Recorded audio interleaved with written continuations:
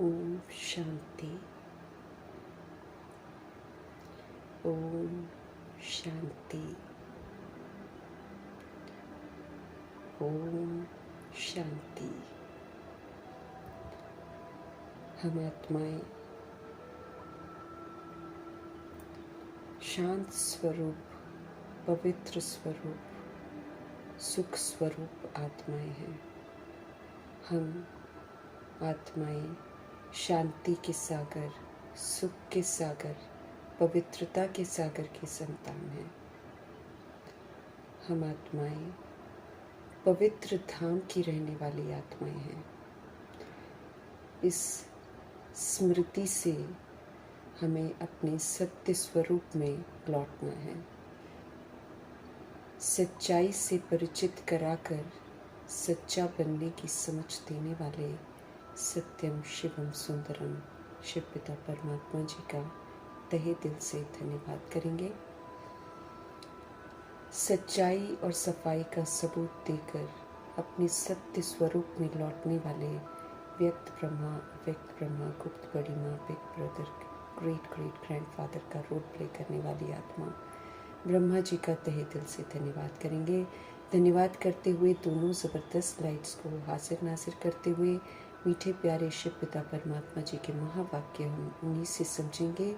उनकी समझ चारों तरफ फैले, पूरे वायुमंडल में फैले, तत्वों में फैले, पूरी प्रकृति में फैले, इसकी बड़ी ज़रूरत है। ये दिल से दुआ करेंगे। मीठे प्यारे शिव पिता परमात्मा जी की समझ जो है यूनिवर्स में मौजूद सभी रूहों तक पहुँचे।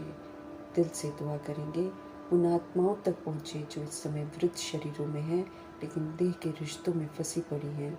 सबका बुद्धि का योग मोह माया से बाहर आए और एक परम पिता परमात्मा जी के साथ लगे। दिल से दुआ करेंगे। मीठे प्यारे शिव पिता परमात्मा जी के महावाक्यों की ताकत उन रूहों तक हम समर्पित करेंगे जिनके कांटेक्ट में हम आए हैं, लेकिन कहीं ना कहीं शिकवे शिकायत, कहीं ना कहीं कोई ना कोई नकारात्मकता से हम एक दूसरे के साथ जुड़े हुए हैं। आत्माएं हम आत्माओं के साथ कनेक्टेड है लेकिन अच्छा लेन देन नहीं है। ऐसी रूहों तक मीठे बाबा की समझ पहुँचे। हर आत्मा जो है अब ये दैहिक कनेक्शनों से बाहर आए और परमपिता परमात्मा जी के साथ सबका बुद्धि का योग लग जाए। दिल से हम सब दुआ करेंगे। मीठे प्यारे शिव पिता परमात्मा जी के महावाक्यों की ताकत उन रूहों तक पहुँचे जो हमारे साथ लौकिक में कनेक्टेड हैं। इन आत्माओं का बुद्धि का योग भी अब हम आत्माओं से हटे और सत्य परमपिता परमात्मा जी के साथ लगे। दिल से दुआ करेंगे। मीठे बाबा की मीठी समझ उन आत्मा भाइयों तक पहुँचे और जो उन आत्मा भाइयों के साथ कनेक्टेड हैं उन तक पहुँचे जो रोज़ शरीर छोड़ रहे हैं, अचानक छोड़ रहे हैं, जिससे जो आत्माएं स्वीकार नहीं कर पा रही हैं, इसलिए अशांत हैं, दुखी हैं। सब तक बाबा की सच्चाई पहुँचे, बाबा की समझ पहुँचे। सभी आत्माओं का बुद्धि का योग सत्य परम पिता परमात्मा जी की तरफ मुड़े ताकि सभी को सच्चाई पता चले और सबको राहत मिले, सब शांत हो जाए। दिल से दुआ करेंगे। मीठे बाबा की मीठी समझ उन रूहों तक ज़रूर पहुँचे जो इस समय गर्भ में है। हर आत्मा परमात्मा से कनेक्टेड रहे और जब बाहर आए गर्भ से तब भी उसका कनेक्शन परमपिता परमात्मा जी के साथ बना रहे। दिल से हम सब दुआ करेंगे। मीठे प्यारे शिव पिता परमात्मा जी के महावाक्यों की ताकत उन रूहों तक पहुँचे जो हॉस्पिटलों में पीड़ित हैं, घरों में पीड़ित अवस्था में हैं, जो प्राकृतिक आपदाओं की शिकार हैं, जो दैहिक हिंसाओं की शिकार हैं, जो माया के प्रकोप के कारण अलबेली बन गई हैं, जो तंत्र मंत्र के कारण अलबेली हो गई हैं। उन रूहों तक बाबा की समझ पहुँचे जो वाम मार्ग में चली गई हैं या फिर जाने की तैयारी कर रही हैं। सबको पवित्रता आकर्षित करे, सब आत्मघात करने से बच जाएं। दिल से दुआ करेंगे। उन रूहों तक प्रभु जी की समझ पहुँचे जो इस समय कुमार कुमारियों के शरीरों में हैं, छोटे शरीरों में विराजमान है। सबको पवित्रता आकर्षित करे, सबको परमात्मा आकर्षित करे। जो अपनी संस्था बनाकर बैठे हैं, खुद भी गुमराह हैं, दूसरों को भी गुमराह कर रहे हैं, उन तक बाबा जी की समझ पहुँचे। दिल से दुआ करेंगे। मीठे बाबा की मीठी समझ उन रूहों तक पहुँचे जो भिन्न भिन्न सत्ताओं में, राज्य सत्ता, भक्ति की सत्ता और धर्म की सत्ता, विज्ञान की सत्ता और इतने सारे जो वर्ग बन रखे हैं, सारे वर्गों तक प्रभु जी की, सारे मठ पंथों तक प्रभु जी की समझ पहुँचे, हर आत्मा सही रास्ते पर लौटे, दिल से दुआ करेंगे। और जो वैश्याएँ बन गई हैं, गणिकाएँ बन गई हैं, जो देह के धंधे कर रही हैं और जो उनसे ऐसे देह के धंधे करवा रहे हैं, उन तक बाबा की समझ पहुँचे। यादव कौरव यवन बन गई आत्माओं तक प्रभु जी की समझ पहुँचे। भूत प्रेत आत्मा बनकर जो भटक रही हैं, उन तक बाबा की समझ पहुँचे। तंत्र मंत्र रिद्धि सिद्धियाँ जो कर रही हैं, तांत्रिक जो बन गई हैं, उन तक मीठे बाबा की समझ पहुँचे। सभी को उल्टे कर्मों से वैराग आ जाए। तरह तरह की जेल में बंद हैं आत्माएं, काल कोठरियों की सज़ा खा रही हैं आत्माएं, काले पानी की सज़ा खा रही हैं आत्माएं, जो उनको कंट्रोल कर रहे हैं, रूल कर रहे हैं, अत्याचार कर रहे हैं, ऐसी रूहों तक प्रभु जी की समझ पहुँचे। नर्क की ज़िंदगी जी रही हैं, नर्क में भी नर्क की ज़िंदगी जी रही हैं, ऐसी रूहों तक प्रभु जी की समझ पहुँचे। झुग्गियों में रह रही हैं आत्माएं, उन तक प्रभु जी की समझ पहुँचे। अंग तस्करियाँ कर रही हैं, ह्यूमन फ्लैश, एनिमल फ्लैश खा रही हैं, सभी रूहों तक बाबा की समझ पहुँचे। जानवरों से भी बदतर जीवन जो जी रही हैं, सब में जागृति आए, आत्माएं अपने स्वधर्म में लौटे। जो साहूकारी के नशे में धुत है और उसके नशे में आकर उल्टे कर्म कर रहे हैं, उन तक प्रभु जी की समझ पहुँचे। जो फिल्म इंडस्ट्री की रूहें हैं, जो अंडरवर्ल्ड डॉन्स हैं, जो आतंकवादी बन गए हैं, सभी आत्माओं तक मीठे बाबा की मीठी समझ पहुँचे। हर आत्मा अपने स्वधर्म में लौटे। भिन्न भिन्न तरह के गैंगस्टर्स बने हुए हैं आजकल, सभी आत्माएं अपने स्वधर्म में लौटे। हर आत्मा का भला हो, हर आत्मा का कल्याण हो। उन स्थानों तक, उन लोगों तक महावाक्यों की शक्ति पहुँचे जहाँ अभी तक पहुँची नहीं है। अगर पहुँचती है तो रूहें अभी तैयार नहीं हैं, वो कलयुग में ही जीना पसंद कर रही हैं। ऐसी रूहों तक भी बाबा की समझ पहुँचे, ताकि उनको पता चले कि वो कितने अच्छे धाम से आई हुई हैं और परमपिता परमात्मा की पहचान भी उनको मिले। ऐसी रूहों तक बाबा की समझ पहुँचे। दिल से हम सब दुआ करेंगे, अपने लिए भी हम दुआ करेंगे कि जो हमारे मीठे परमपिता परमात्मा हमको समझ दे रहे हैं, उस समझ के अनुसार हम चलें। हम सभी आत्माएं आत्मिक स्थिति में स्थित रहें और अपने आत्मिक स्वधर्म में लौटे। दिल से दुआ करेंगे। इन्हीं दुआओं के साथ आत्मिक स्थिति में स्थित होकर हम हमारे परमपिता परमात्मा जी के महावाक्य उन्हीं से समझेंगे, अपने अंदर समाते जाएंगे और रोज़ का जो होमवर्क है, पूरी मुरली हमारा होमवर्क है, इसे होमवर्क समझकर ईमानदारी के साथ हम इसे पूरा करेंगे। ये दिल से हम सब दुआ करेंगे। इन्हीं दुआओं के साथ देखेंगे आज हमारे परमपिता परमात्मा किस विधि से हम आत्माओं को निखार रहे हैं। मीठे मीठे प्यारे प्यारे शिव बाबा बोले, मीठे बच्चे, आप अपने आप से वायदा करो कि हमें बहुत बहुत मीठा बनना है। 63 जन्मों में धीरे धीरे हमारे में कड़वाहट शुरू हुई थी, विकारों की कड़वाहट। विकार हमको कड़वा बना देते हैं। तो द्वापर युग से दैहिक आकर्षण की कड़वाहट हमारे में प्रवेश हुई और वो प्रवेश होते होते उसने एक बहुत गहरा रूप धारण कर लिया और हम कलयुग तक आते आते बिल्कुल ही कड़वे बन गए। हमारे अंदर दैहिक कड़वाहट है, जिसके कारण हम एक दूसरे को देखते हैं और असंतुष्ट रहते हैं, तो दैहिक कड़वाहट से हम व्यवहार करते हैं। ये हम आत्माओं को शोभता नहीं है, क्योंकि हम मिठास के सागर शिव पिता परमात्मा के बच्चे हैं। हम परम धाम निवासी हैं और जब हम सृष्टि पर भी आए थे तो हम सुख धाम में आए थे। वो एक मीठी सी दुनिया है जहाँ दैवी गुण वाली आत्माएं रहती थी। वहाँ किसी तरह की कड़वाहट नहीं थी और वो मिठास जो है हम संगम युग में धारण करते हैं, जब हमको शिव बाबा आकर हर बात समझ में देते हैं। तो इस समय भी शिव बाबा इस ड्रामा में हम आत्माओं के लिए मौजूद हैं। हम आत्माओं को देखना, सुनना, बोलना, हर कर्म करना हमको सिखा रहे हैं, ताकि हम सभी आत्माएं फिर से अपने अनादि आदि विशेषताओं की तरफ लौटें।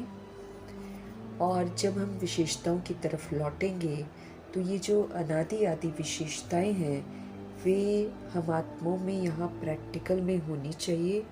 उसका हमको सबूत देना है शिव बाबा को, और सबूत देना है इस कलयुग की दुनिया में, जहाँ हमारी विस्मृति का प्रभाव इतना हो गया है कि आत्माएं बिल्कुल ही कड़वी हो गई हैं। अब उनका जो कड़वापन है वो हम आत्माओं को एहसास दिलाता है कि हमारी वजह से ये कड़वापन आया है, और जैसे इनका कड़वापन हमको अच्छा नहीं लगता है, ऐसे हमारा भी कड़वापन किसी को अच्छा नहीं लगता है। तो अब उस कड़वेपन से मुक्त होते हुए हमें मिठास का सबूत देना है कि हम आत्माएं एक्चुअली पवित्रता की मिठास वाली आत्माएं हैं। तो मीठे मीठे बाबा तो हमको रोज़ बोलते हैं मीठे बच्चे, और मीठा बनने का जो है फरमान भी करते हैं, लेकिन हम बाबा से तो वायदे कर लेते हैं, परंतु फिर हम देह के भान में आकर और अभिमान में आकर दैहिक कड़वाहट को यूज़ कर लेते हैं। इसलिए हमारे मीठे मीठे बाबा हम आत्माओं को समझ दे रहे हैं कि हम आत्माएं अब अपने आप से वायदा करें, हम अपने आप से दृढ़ प्रतिज्ञा करें कि हमें तो बहुत बहुत मीठा बनना है। आत्मिक मिठास हमको धारण करनी है, हमें बहुत बहुत मीठा बनना है, अर्थात आत्मिक मिठास अपने अंदर लानी है। हमें सभी को सुख की, प्यार की दृष्टि से देखना है। हमें क्या करना है, हमें सबको सुख की और प्यार की दृष्टि से देखना है ना, सुखी रहना है। हम सुख के सागर के बच्चे हैं, तो जब हम अंदर से सुखी होंगे तभी तो हम सबको सुख की और प्यार की दृष्टि से देखेंगे। आत्मा भाई हैं हमारे सारे ना, तो फिर बाबा हमको समझ दे रहे हैं कि हम अपने स्वधर्म में लौटें और अपने स्वधर्म में टिक कर फिर हम दूसरी सोल्स को सहयोग दें। तो सिखा रहे हैं कि हमको कैसे दूसरों को देखना है। हमें सभी आत्मा भाइयों को सुख की और प्यार की दृष्टि से देखना है। अब हमें किसी के भी नाम में और रूप में फंसना नहीं है, क्योंकि नाम भी विनाशी तो रूप भी विनाशी है, उसमें हमको फंसना नहीं है। 63 जन्म हम इसी नाम रूप में फंस कर अपनी तस्वीर देख सकते हैं कि कैसे दुर्गति वाली हो गई है, अधीनता वाली हो गई है, हम दूसरों के अधीन हो गए हैं, हम पाप आत्मा बन गए हैं। इसी नाम रूप की वजह से हम अपनी ओरिजिनलिटी को बिल्कुल भूल गए हैं और अधीनता के शिकार हो गए हैं। अब हमको गुलाम नहीं बनना है, अब हमको गुलामी से बाहर आना है। तो हमारे मीठे मीठे बाबा हम आत्माओं को समझ दे रहे हैं, मीठे बच्चे आप अपने आप से वायदा करो कि हमें बहुत बहुत मीठा बनना है। हमको सभी रूहों को सुख की और प्यार की दृष्टि से देखना है। हमें अब किसी के भी नाम रूप में नहीं फंसना है। नाम रूप में फंसकर हम या तो आकर्षण में आ जाते हैं या फिर हम विकर्षण में आ जाते हैं। दोनों में ही हम पाप आत्मा बन जाते हैं, दोनों में हम अधीन आत्मा बन जाते हैं। जब हम हेट करते हैं तब भी अधीनता है, जब हम किसी को लाइक करते हैं तब भी अधीनता है। इसीलिए ये जो विनाशी नाम रूप है, ये जो हमको दिखाई देता है, इससे हमको परे ही रहना है, इसमें फंसना नहीं है। ये मायावी है, झूठी काया, झूठी माया और इस समय सारा संसार झूठा हो रखा है, क्योंकि सब अपने आप को देह समझते हैं, कोई भी अपने आप को रूह नहीं समझता। तो इसलिए इस विनाशी नाम रूप से हमको दूर रहना है, इसमें अब हमको फंसना नहीं है। सारी दुनिया इस समय नाम रूप में ही फंसी पड़ी है। हम निकलेंगे तो वो भी निकल पाएंगे। इसलिए अब आत्मिक मिठास हमको धारण करनी है और दैहिक कड़वाहट से खुद को मुक्त करना है। देह समझने से, देह को देखने से हमारा बोलने का जो लहजा होता है उसमें कड़वाहट होती है। हम कड़वाहट से किसी के साथ बात करते हैं। तो अब तो हम प्रभु के बच्चे हैं, हमको जग कर आत्माओं को जगाना है। हमें आत्मिक मिठास में लौटकर आत्मिक मिठास का सहयोग देना है। इसलिए अब हमको बहुत बहुत मीठा बनना है। प्रश्न है आज का, योग की सिद्धि क्या है और पक्के योगी की निशानी सुनाओ। जब हम योग करते हैं तो उससे हमको सिद्धि की प्राप्ति होती है। तो बाबा पूछ रहे हैं हमसे कि क्या हमको मालूम है कि योग की सिद्धि क्या होती है। और फिर दूसरा प्रश्न है, पक्के योगी की फिर निशानी सुनाओ, क्योंकि हमको पवित्र बनना है, हमको योगी बनना है। ये हम आत्मा को होमवर्क मिला हुआ है। उत्तर है हमारे बाबा का,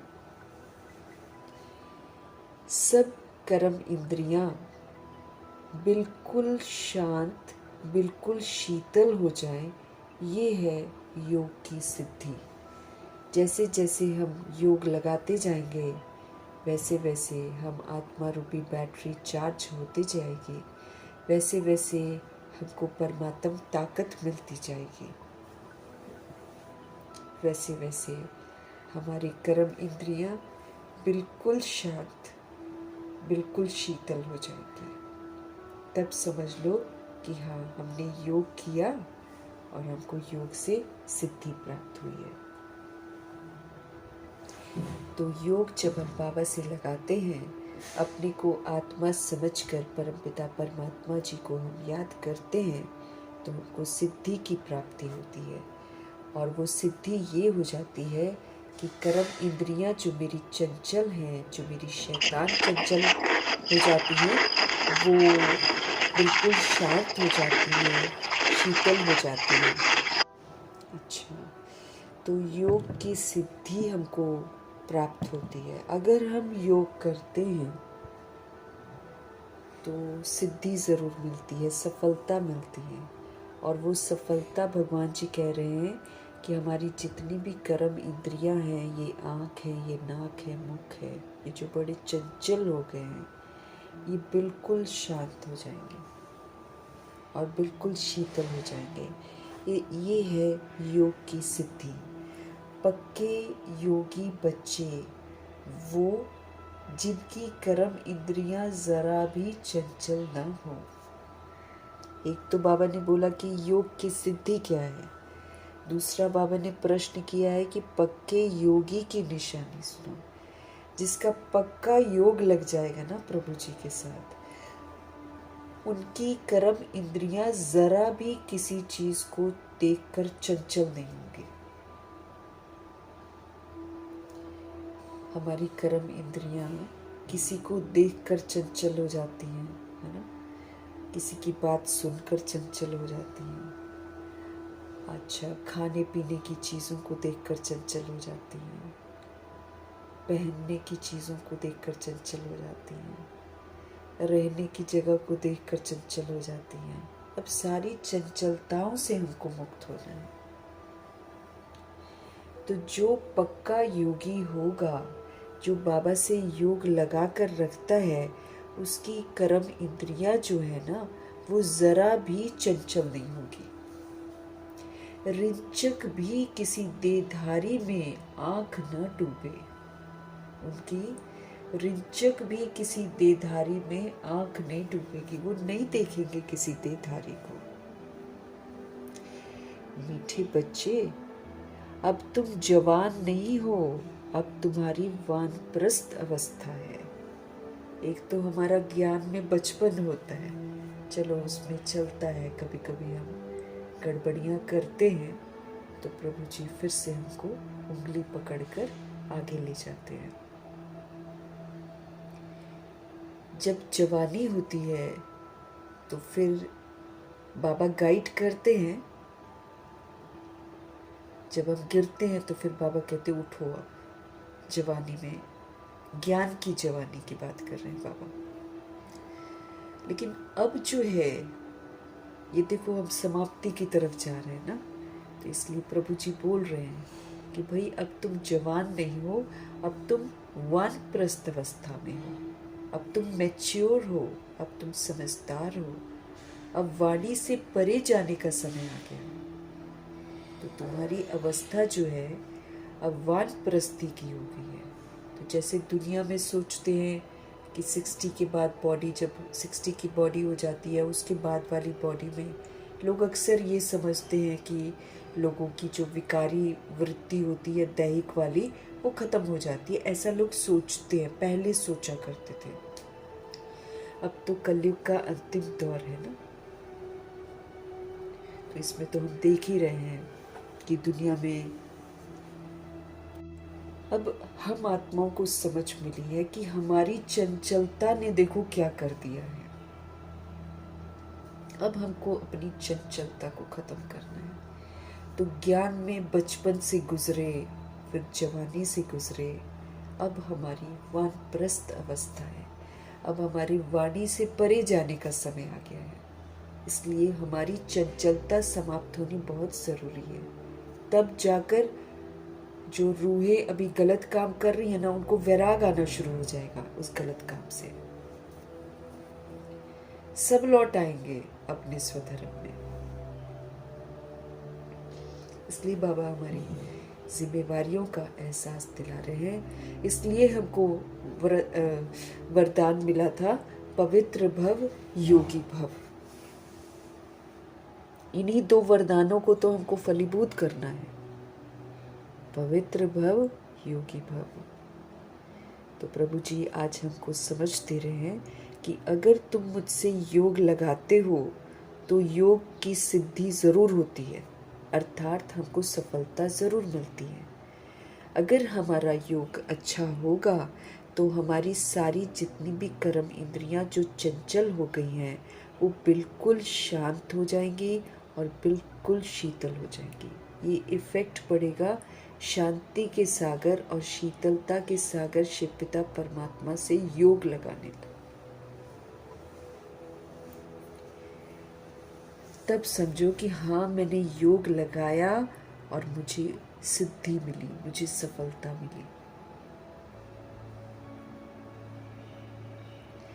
फिर बाबा जी हमको बोल रहे हैं, पक्के योगी की निशानी बता रहे, ताकि हम अपने में चेक करें ना हम कहाँ तक पहुँचे हैं।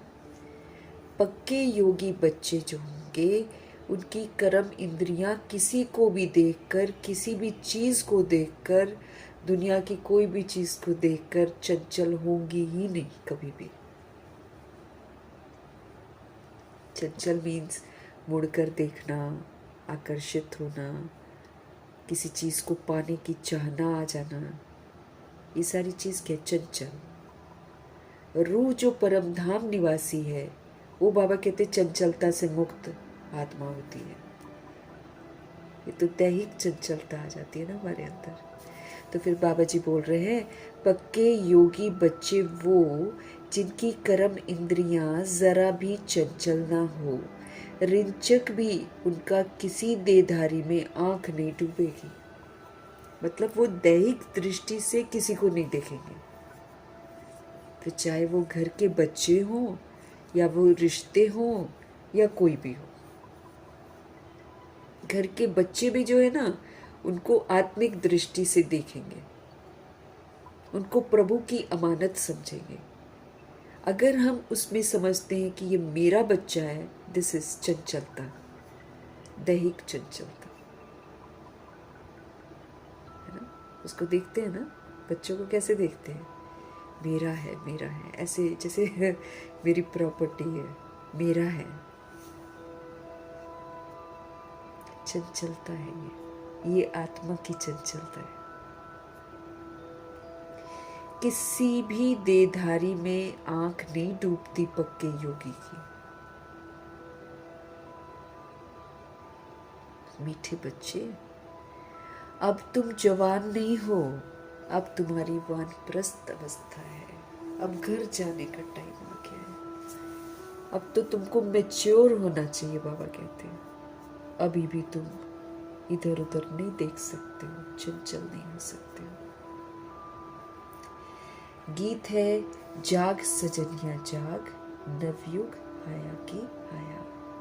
यूं तो गीत बना हुआ है, लेकिन ब्रह्मा जी को बड़ा पसंद आया और उन्होंने प्रभु के लिए समर्पित कर दिया कि प्रभु आकर हम आत्मा रूपी सजनियों को बोलते हैं, जागो, अब जागो। नवयुग आया कि आया, क्योंकि जगेंगे तभी तो नवयुग के लिए नए बनेंगे, क्योंकि हमको नवीनता अपने अंदर लानी है। देखने की नवीनता, हमारे जीने की नवीनता है ना, हमारी मस्तक मणि की नवीनता। अब हम त्रिकुटी में देखें, अब हम सतो प्रधान आत्मिक दृष्टि से सबको देखें। सारी स्मृतियां नहीं चाहिए अब तो। साजन शिव बाबा आत्मा रूपी सजनियों को कहते हैं कि अब तो जागो, नवयुग आया कि आया। वो तो आया, तुम तैयार हो जाओ नवयुग के लिए। तुम बनो मेरी सजनी, तुम सर्व गुणों से अपना श्रृंगार करो। तुम विकारों पर जीत पाकर अपना श्रृंगार करो। तुम बेदाग बनकर अपना श्रृंगार करो। तुम मर्यादा पुरुषोत्तम बनो। तुम संपूर्ण अहिंसक बनो और मेरे साथ चलो।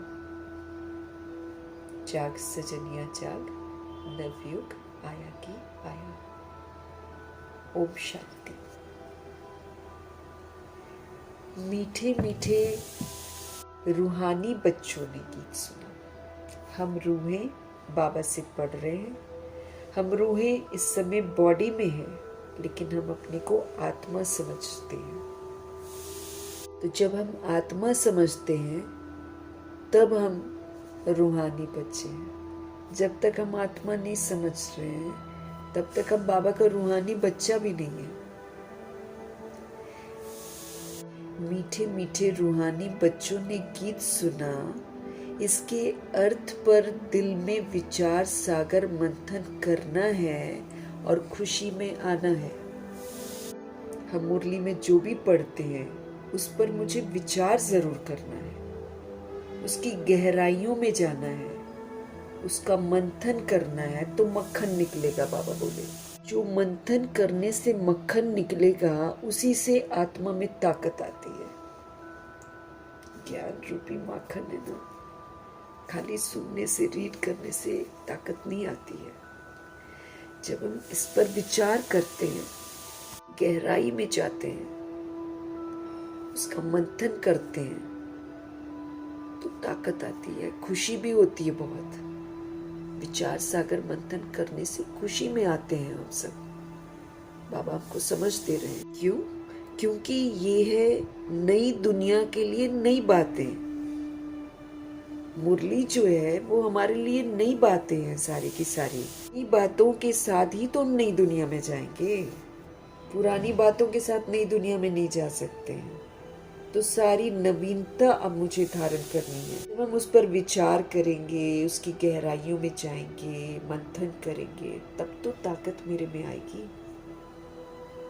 बाबा कहते हैं ये नई बातें अभी सुननी है। संगम युग में हम नई बातें सुनते हैं। बच्चे अब जानते हैं नई दुनिया स्थापन करने वाला कोई मनुष्य नहीं हो सकता है। बाबा समझ दे रहे हैं कि तुम अब ये जानते हो नई दुनिया स्थापन करने वाला कोई भी मनुष्य नहीं हो सकता। कोई ह्यूमन बीइंग नई दुनिया नहीं स्थापन कर सकते हैं। तुम जब ये नई नई बातें सुनते हो तो समझते हो ये तो 5000 वर्ष पहले वाली पुरानी बातें हैं जो फिर नए सिर सुनाई जाती हैं। कि ये जब तुम बातें सुनते हो तो तुम समझते हो कि ये तो 5000 वर्ष पहले भी वाली पुरानी बातें, तभी तुमको यकीन होना शुरू हो जाता है। द्वापर युग और कलयुग की सोल्स ने नहीं सुना है, तो वो जब सुनते हैं तो उनको समझ में नहीं आता है, लेकिन जब हम सुनते हैं तो उनको समझ में आता है ना।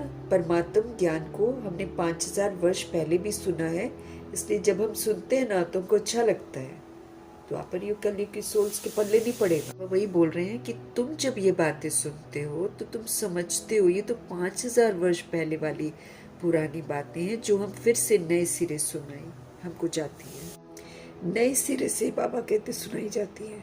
तो बाबा कह रहे हैं पुरानी सो नई, नई सो पुरानी हो जाती है, पुरानी सो नई और फिर नई सो फिर पुरानी हो जाती है। हर 5000 वर्ष के बाद फिर हम सुनते हैं।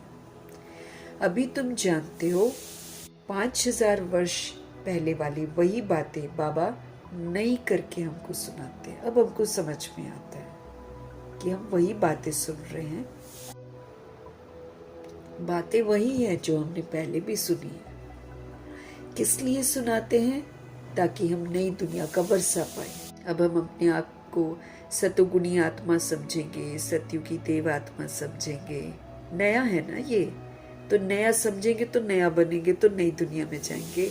बाबा सारी नई बातें हमको क्यों सुना रहे हैं? ताकि हम नए बने, फिर से हम पुरानेपन को छोड़े और सारी नवीनता को धारण करके नई दुनिया का वर्षा पाए। इसमें ज्ञान डांस करना होता है। ज्ञान का मनन चिंतन करो, फिर अपने आप को सुनाओ, है ना, फिर शेयर करो। खुश रहना है और खुशी खुशी ज्ञान का मनन चिंतन करना है। भक्ति में तो बहुत डांस करते, वो तो स्थूल डांस होता है। यहाँ तो वैसा वाला डांस नहीं करते, तो ज्ञान की डांस है, ज्ञान की समझ है, ज्ञान की गहराइयों में जाना, विचार सागर मंथन करना, दिस इज डांस, है ना। भक्ति में तो बहुत डांस करते हैं, चारों तरफ फेरी लगाते डांस करते हैं। हमारे बाबा कहते हैं कि ज्ञान का डांस तो बहुत इजी है, इसमें कोई थकावट नहीं, कोई शोर नहीं, नथिंग, है ना। अंतर्मुखी होकर ज्ञान का डांस करते रहो। तो ज्ञान का डांस तो बिल्कुल इजी है। भक्ति में जो डांस करते हैं उसमें कर्म इंद्रियां बहुत चलती हैं मेहनत करनी पड़ती है, उछल कूद वगैरह जो करते हैं, मूवमेंट्स करते रहते हैं। स्थूल डांस में कर्म इंद्रियां बहुत चलती हैं और मेहनत करते हैं। यहाँ तो अंदर में ज्ञान डांस चलता है। तो यहाँ भी स्थूल डांस करना शुरू करते थे कि बाबा ने बोला है नाचो गाओ, है ना। यहाँ पर गाना मतलब महिमा करना शिव बाबा की, और डांस करना मतलब खुश रहना, खुशी खुशी विचार सागर मंथन करना जो बाबा सुना रहे हैं, है ना। तो हमको यहाँ पर कर्म इंद्रियां चलाने की जरूरत नहीं है, हमको यहाँ पर अंतर्मुखी होने की जरूरत है। बाबा कह रहे हैं ये तो सिर्फ अंदर में ज्ञान डांस चलता है। सृष्टि चक्र कैसे फिरता है वो नॉलेज हमारी बुद्धि में है कि कैसे सृष्टि चक्र जो है वो फिरता है। हमारे बाबा कहते हैं ये बुद्धि में नॉलेज है। इसमें किसी तरह की भी तकलीफ नहीं है। बाबा कहते हैं इसमें किसी भी तरह की तकलीफ नहीं है। हाँ, याद में मेहनत जरूर करनी पड़ती है। तो ज्ञान का जो डांस है ये अंदर चलता है। इसमें हम क्या करते हैं, सृष्टि चक्र कैसे फिरता है ये हमारी नॉलेज जो है बुद्धि में रहती है ना, तो इस पर हम विचार सागर मंथन करते हैं। इसमें कोई भी तकलीफ नहीं है। बाबा कहते हैं इसमें कोई थकने की ज़रूरत नहीं, बस मन ही मन हम बुद्धि में इसको चलाते रहते हैं नॉलेज को। तो बाबा कहते कोई तकलीफ नहीं है। हाँ, याद में ज़रूर मेहनत लगती है, क्योंकि अपने को आत्मा समझकर याद करना है बाबा को। अब तो बाबा ने समझ दी है, अपने को आत्मा समझकर परमात्मा से जो योग लगाते हैं ना, वो है एक्यूरेसी का योग। तो यहाँ कोई तकलीफ नहीं है। बाबा कहते हैं याद में मेहनत ज़रूर लगती है। बच्चे कई फेल हो पड़ते हैं, कहाँ ना कहाँ गिर भी पड़ते हैं। बाबा कहते हैं बच्चे कई जो है ना फेल हो पड़ते हैं, कहाँ ना कहाँ गिर भी पड़ते हैं। सबसे मुख्य बात है नाम रूप में हमको नहीं फंसना है। क्या बोल रहे हैं, जब हम ज्ञान में चल रहे हैं तो हमको किसी के नाम और रूप से आकर्षित नहीं होना है, नाम रूप में नहीं फंसना है। स्त्री पुरुष कामवश नाम रूप में फंस जाते हैं, क्रोध नाम रूप में नहीं फंसाता है, उससे तो और नफरत हो जाती है। काम विकार के वश होकर आत्माएं जो है ना नाम रूप में फंस जाती हैं। क्रोध नाम रूप में नहीं फंसाता है। पहले पहले है ये जिसकी बड़ी संभाल करनी है, कोई के भी नाम रूप में नहीं फंसना है, क्योंकि आजकल इसका बड़ा खेल चल रहा है। किसी का नाम हो जाता है उसके पीछे बढ़ जाते हैं, किसी के रूप के पीछे पड़ जाते हैं। ये खेल चलता है, ये कलयुग में बहुत कॉमन है। हमें तो अपने को आत्मा समझना है। हम आत्मा अशरीरी आई थी, बिना बॉडी के ऊपर से आए थे, अब अशरीरी होकर हमको जाना है। हम ऊपर से बिना बॉडी के नीचे आए थे और हमको नीचे से बिना बॉडी के ऊपर जाना है। इसीलिए शरीर और शरीर के विस्तार को भूलना है। हमें तो सारे नाम रूप भुलाने हैं ना, बाबा कहते हैं। तो फिर क्यों फंसे हम नए नाम रूप में? कई अलौकिक में आकर भी फंस जाते हैं, है ना। अलौकिक परिवार में आते हैं ना, यहाँ भी नाम रूप में फंस जाती हैं आत्माएं। इसलिए हमको बाबा सावधान कर रहे हैं कि कहीं तुम यहाँ पर आकर मत फंस जाना अलौकिकता में, है ना। तो हमें अपने को आत्मा समझना है। हमें समझना है कि हम आत्मा अशरीरी ऊपर से आए थे, अब हम अशरीरी होकर मेरे को वापस जाना है। ये जो देह का भान है, इसी को तोड़ना है। तो इस देह के भान को तोड़ना है हमको। ये बार बार ये सबसे बड़ी बीमारी है जो हमको लग गई है कि मैं शरीर हूँ। हमें ये शरीर का भान तोड़ना है। ये मायावी है, ये मायावी है। इसके पीछे पड़ना मतलब अपने लिए दुख खरीदना। बाबा कहते हैं ये नाम रूप में फंसने की बहुत खराब बीमारी हो रखी है। बाप सावधानी देते हैं बच्चों को। कोई कोई इस बात को समझती ही नहीं है। कहते हैं बाबा ना है, कैसे कहते हैं कि नाम रूप में फंसे हो। माया जो है ना, ये हमारी समझ को खत्म कर देती है। हमको समझने नहीं देती है कि हम गलत कर रहे हैं। जिस पर माया का प्रकोप हो जाता है, वाम मार्ग में बाबा के बच्चे चले जाते हैं। कैसे जाते हैं? माया समझ को खत्म कर देती है बिल्कुल। कहते कुछ बच्चे तो समझते ही नहीं है। हाँ, बाबा तो सावधानी देते रहते हैं। कोई कोई इस बात को समझते ही नहीं है। कहते हैं बाबा ना है, कैसे कहते हैं कि नाम रूप में फंसे हुए हो। वो कहते हैं हम तो फंसे नहीं हुए हैं। ऐसे कहते हैं कि बाबा तो यूं ही बोल रहे हैं, परंतु ये बड़ी गुप्त बीमारी है। परंतु ये बड़ी गुप्त बीमारी है।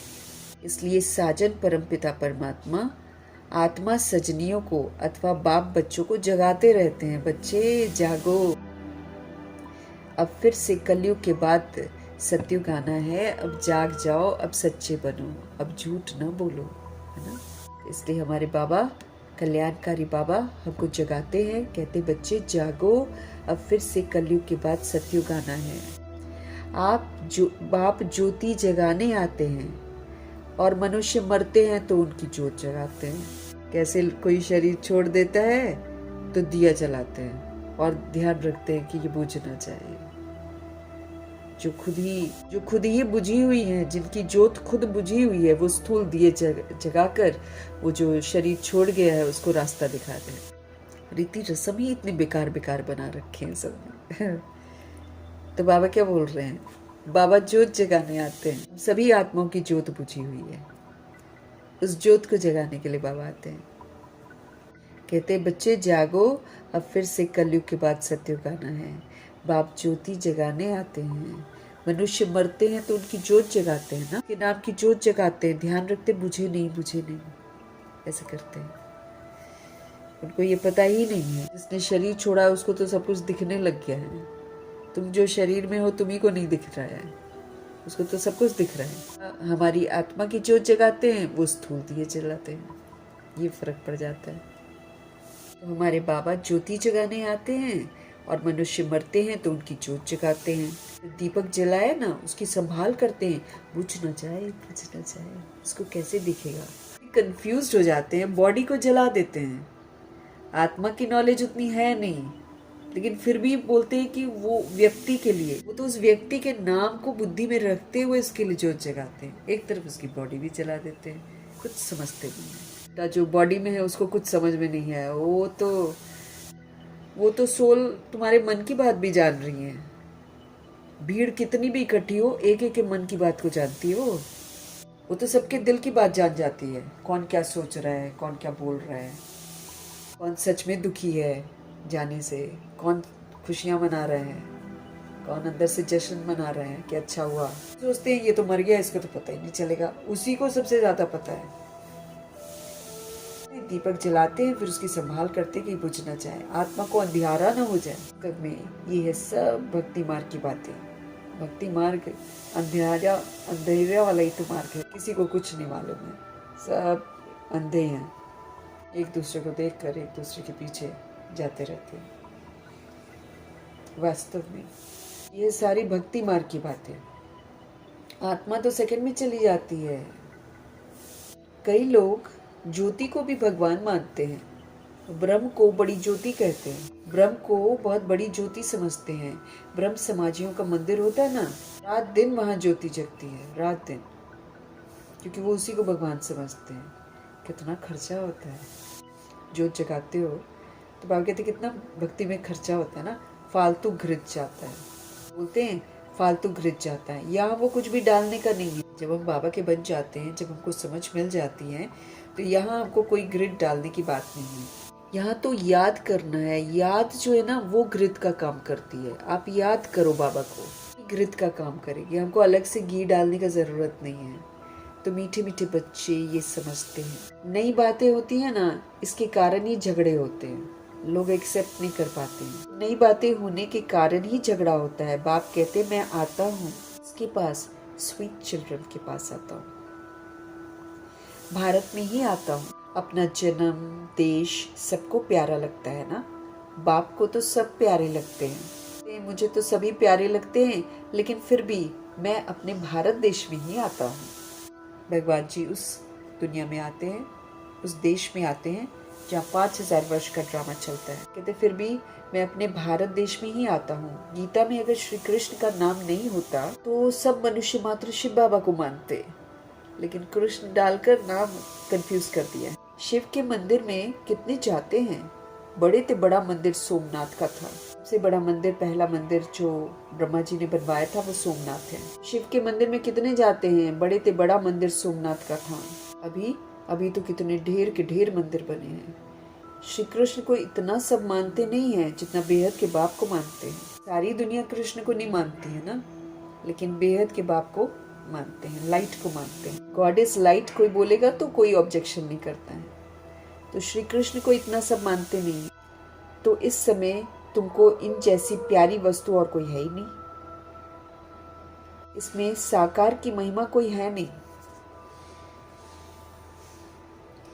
ये तो निराकार की महिमा है। सोमनाथ है, बाबरीनाथ है, वैद्यनाथ है, ये सारी महिमा किसकी है। हमारे निराकार शिव बाबा की महिमा है। शिवलिंग जहाँ भी पूजा जाता है वो निराकार की महिमा है। ये तो निराकार की महिमा है जो अभोक्ता है ना, जो कभी भी कुछ खाते नहीं है, किसी से कुछ लेते नहीं है। ये तो हम अपना पुरानापन उनको देते हैं ताकि हम इससे मुक्त हो जाए। बाकी भगवान लेते थोड़ी हमसे कुछ भी। जबकि बेहद का बाप स्वर्ग का रचता है तो उससे स्वर्ग का वर्षा लेने का पुरुषार्थ करना चाहिए ना। जबकि बेहद का बाप जो है वो स्वर्ग का रचता है तो उससे स्वर्ग का वर्षा लेने का पुरुषार्थ करना चाहिए हमको। फिर आपको लायक तो बनना पड़ेगा ना। जबकि बेहद का बाप स्वर्ग का रचता है तो उनसे स्वर्ग का वर्षा लेने का हमको पुरुषार्थ करना चाहिए ना। आजकल करते करते काल खा जाएगा। बाबा कहते हैं अगर तुम ये कहोगे कि करेंगे करेंगे हो जाएगा, तो बाबा कहते हैं आजकल करते करते ही हमको काल खा जाएगा। मतलब बॉडी को छोड़ना पड़ेगा हमको। समय तो बाकी बहुत थोड़ा है। बाबा कहते हैं बाप से वर्षा तो ले लो, क्योंकि है ही बेहद का वर्षा।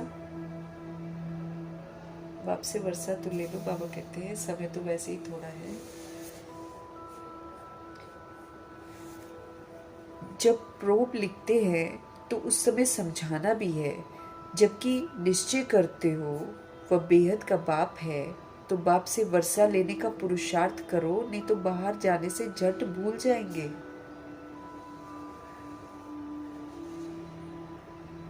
फॉर्म्स वगैरह भरते हैं ना, बाबा कहते जब वो भरवाते हो तो उस समय समझाना भी है कि जबकि आप निश्चय करते हो कि वो बेहद का बाप है तो फिर बाप से वर्षा लेने का पुरुषार्थ करो, नहीं तो बाहर जाने से तो आप झट भूल जाएंगे। हमारा बाबा तो कल्याणकारी है ना। कहते हैं इस योग से ही तुम्हारे सब दुख 21 जन्म के लिए दूर होने हैं। बाप तो कल्याणकारी है। कहते हैं ये जो योग है ना, ये करोगे इसी से तुम्हारे सब दुख 21 जन्मों के लिए दूर होने हैं। बच्चियाँ घर में भी समझाती रहें कि अब सब दुख दूर करने वाले बेहद के बाप को याद करने से ही तमो प्रधान से हम सतो प्रधान बन जाएंगे।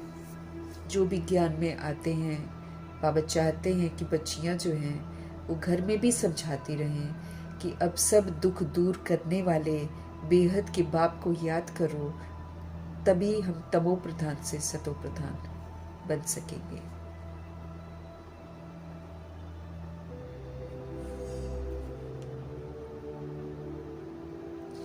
पवित्र जरूर रहना पड़े, हमको पवित्र जरूर रहना पड़े। बहुत जरूरी है कि हम पवित्र रहें।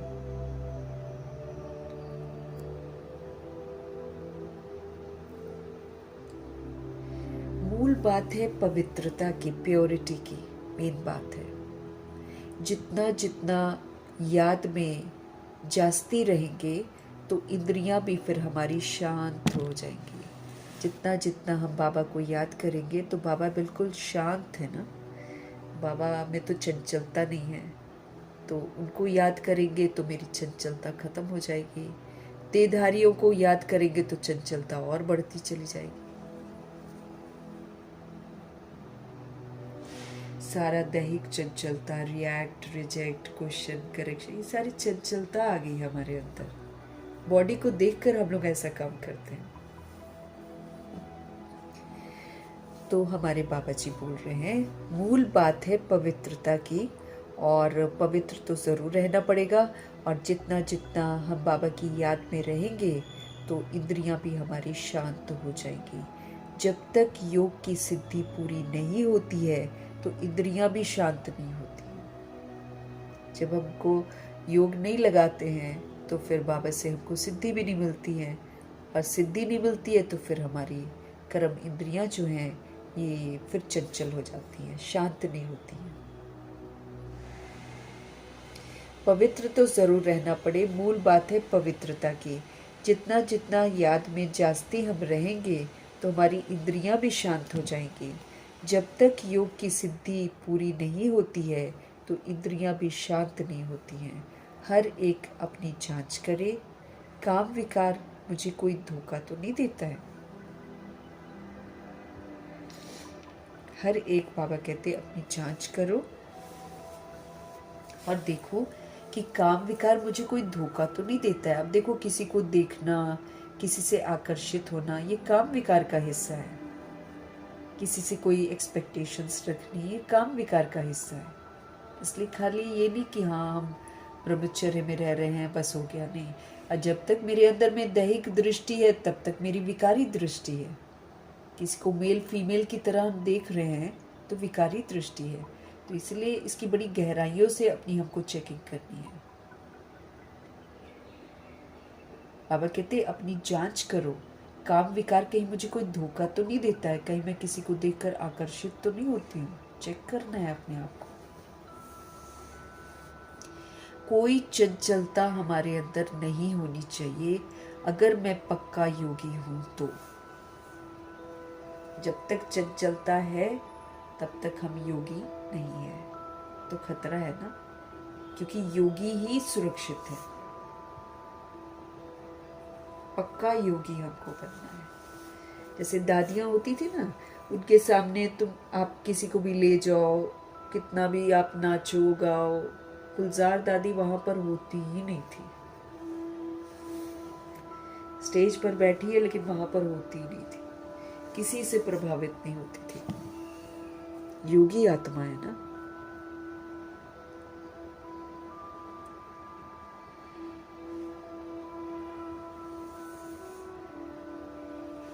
कोई चंचलता मेरे अंदर नहीं होनी चाहिए अगर मैं पक्का योगी हूं तो। जैसे कि वानप्रस्थ अवस्था हो जाती है, यूं तो वानप्रस्थ अवस्था में आकर्षण नहीं होना चाहिए किसी की भी देह को देखकर। तो वानप्रस्थ अवस्था है मतलब हमको अब वाणी से परे अपने घर जाना है, जहाँ से मैं आत्मा अशरीरी आई थी, कोई बॉडी का भान ही नहीं था। ऐसे मुझे यहाँ पर बॉडी के भान को खत्म करके ऊपर उड़ना है। भान खत्म नहीं होगा, हम उड़ नहीं पाएंगे, धर्मराजपुरी में कैद हो जाएंगे।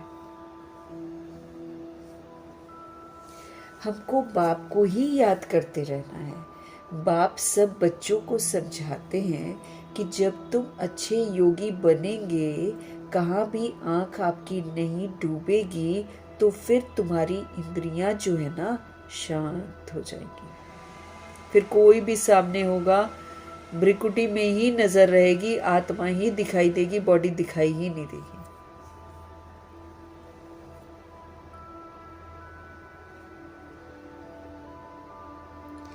बिगड़ने को तो हम लोग बिगड़ गए बहुत जल्दी, सुधरने में तो बहुत अटेंशन देना है क्योंकि बिगड़ गए हम बहुत जल्दी। अपना बॉडी बॉडी बॉडी नाम रूप, इसमें तो बहुत बुरी तरीके से प्रवेश कर गए हैं कलयुग में। कलयुग के 42 जन्म जो है ना, इसमें हम गंदे हो गए।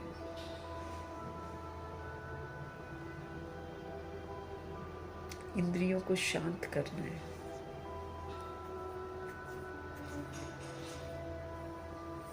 मुख्य है ये जो सबको धोखा देती है, इंद्रियां धोखा देती हैं, क्योंकि देखो फंसा देती हैं, फंसाने के बाद होश में आते हैं। अब बाबा के बच्चे अगर वाम मार्ग में चले जाते हैं तो क्या है, इंद्रियों की चंचलता ले गई। उसके बाद जो रिग्रेट होता है, जो पश्चाताप होता है, वो कितना गहरा होता है। इंसान भूल थोड़ी पाता है, भूल ही नहीं पाएगा।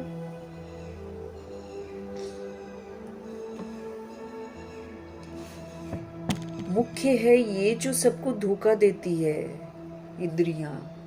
योग में अच्छी रीति अवस्था जम जाएगी तो फिर महसूस होगा हम जैसे जवानी में ही वानप्रस्थ अवस्था में आ गए हैं।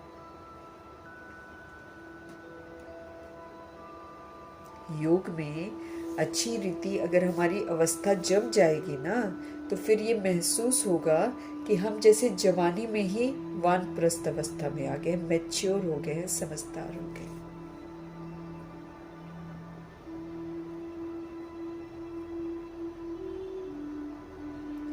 बाप कहते हैं काम विकार महाशत्रु है, महाशत्रु है आत्मा का, तो अपनी जांच करते रहो।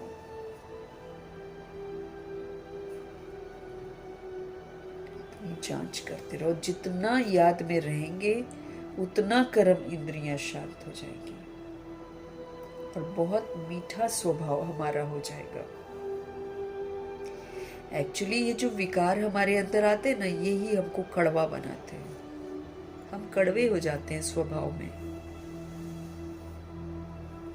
अब बाबा कहते हैं जब तुम्हारी कर्म इंद्रियां शांत हो जाएंगी ना, तो तुम्हारा स्वभाव भी बड़ा मीठा हो जाएगा, आत्मिक मिठास आ जाएगी। फील होगा कि मैं पहले कितना कड़वा था, अब कितना मीठा बन गया हूं, महसूस होगा। हमारे बाबा प्रेम का सागर है ना, तो बच्चों को भी तो वैसे ही बनना है। अब सबसे बड़ी जवाबदारी कि जब हम ये बोलते हैं कि हम आत्माएं हैं और हम परमात्मा के बच्चे हैं, अब निराकार शिव दिखाई तो देते नहीं है। अब मैं आत्मा दूसरे को बोलूं कि मैं आत्मा परमात्मा का बच्चा हूं, तो वो डेफिनेटली मेरे में बदलाव देखना चाहेंगे ना। तो जब हम परमात्मा के बच्चे हैं तो हमारा परमपिता परमात्मा पवित्रता का सागर है, तो मेरे को पवित्र स्वरूप बनकर सबूत देना पड़ेगा।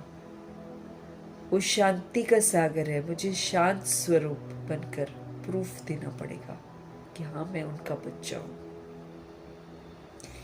वो सुख का सागर है, मुझे सदा हर हाल में सुखी रहकर सबूत देना पड़ेगा कि हाँ मैं सुख स्वरूप, सुख के सागर का बच्चा हूं। ऐसे ही आनंद, ऐसे ही ज्ञान स्वरूप, ऐसे ही समझ शक्तियों का स्वरूप, ऐसे ही सारी दैवी गुण हमारे अंदर आ जाए, फिर बाप समान हम विश्व कल्याणकारी हो जाए, रहम दिल हो जाए और क्षमाशील हो जाएं, परोपकारी हो जाएं, शुभकामनाधारी हो जाएं। जब ये सारी चीज़ें मेरे अंदर आ जाएंगी, मेरे आचरण में लोगों को नज़र आएंगी, तब वो यकीन करेंगे कि हाँ, परमात्मा का बच्चा है। सबूत भी हमको देने हैं, प्रैक्टिकल सबूत। उसमें कोई हमारा मजाक भी उड़ाएगा, कोई नीचे भी गिराने की कोशिश करे, लेकिन मुझे अडिग रहना है। बाप समान बनकर ही हम अपने बाप को प्रत्यक्ष कर सकते हैं, क्योंकि वो दिखाई नहीं देता है। वो हमारे द्वारा दिखाई देगा जब उनकी जो शिक्षाएं हैं, उनका जो रूप, उनका जो विशालता है, जो उनकी विशेषताएं हैं, जब वो मेरे अंदर आएंगी, तब लोग यकीन करेंगे भगवान पर। तो जब हमारे बाबा प्रेम के सागर हैं, तो बच्चों को भी तो बनना पड़ेगा। हमारे बाबा में कड़वाहट है क्या? रोज की मुरली में शुरुआत ही करते हैं मीठे मीठे बच्चे। क्यों? क्योंकि हम लोग बहुत बहुत कड़वे बन गए हैं, इसलिए रोज ही बोलते हैं मीठे बच्चे कि एक दिन तो मीठे बन जाएंगे, एक दिन तो कबूल कर लेंगे इस टाइटल को और मीठे बन जाएंगे।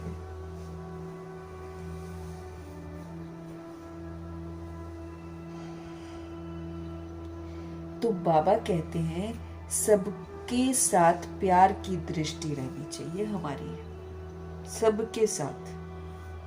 कौन सा प्यार? रूहानी प्यार। जिस्मानी प्यार एक जैसा नहीं हो सकता है। जिस्मानी में तो हम अपने घर वाले जो हैं उनको ज्यादा करेंगे, पड़ोसी को थोड़ी उतना करेंगे। करेंगे क्या? नहीं करेंगे। लेकिन भगवान कैसे प्यार करते हैं? भगवान तो अपकारी को भी प्यार करते हैं। भगवान तो सबसे प्यार करते हैं, वैश्या से भी करते हैं, एक कोई जमादार होगा उससे भी प्यार करते हैं बाबा। बाबा तो फिर कोई गैंगस्टर है उससे भी प्यार करते हैं।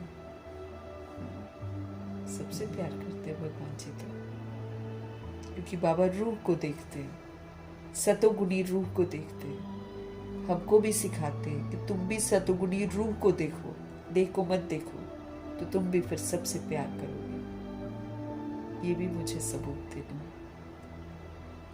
कोई नफरत करेगा, लेकिन हमको सबको प्यार करना है, तब प्रूफ करेंगे ना कि हाँ हम भगवान के बच्चे हैं।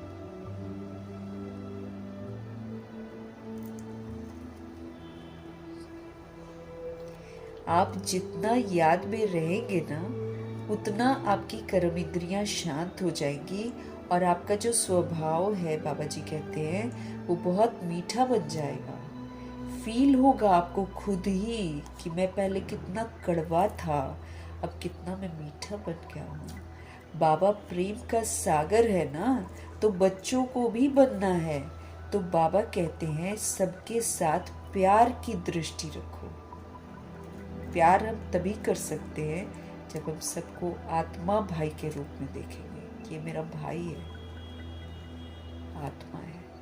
अगर किसी को दुख देंगे, अगर हम प्यार की दृष्टि नहीं रखते हैं, तो हम क्या करते हैं? हम फिर दुख देते हैं। और प्रभु जी हमको क्या कह रहे हैं? अगर आप किसी को दुख देंगे तो दुखी होकर मरेंगे। हमको ये बात याद रखनी है कि देहधारी जब हम होते हैं ना, तो हम सोचते हैं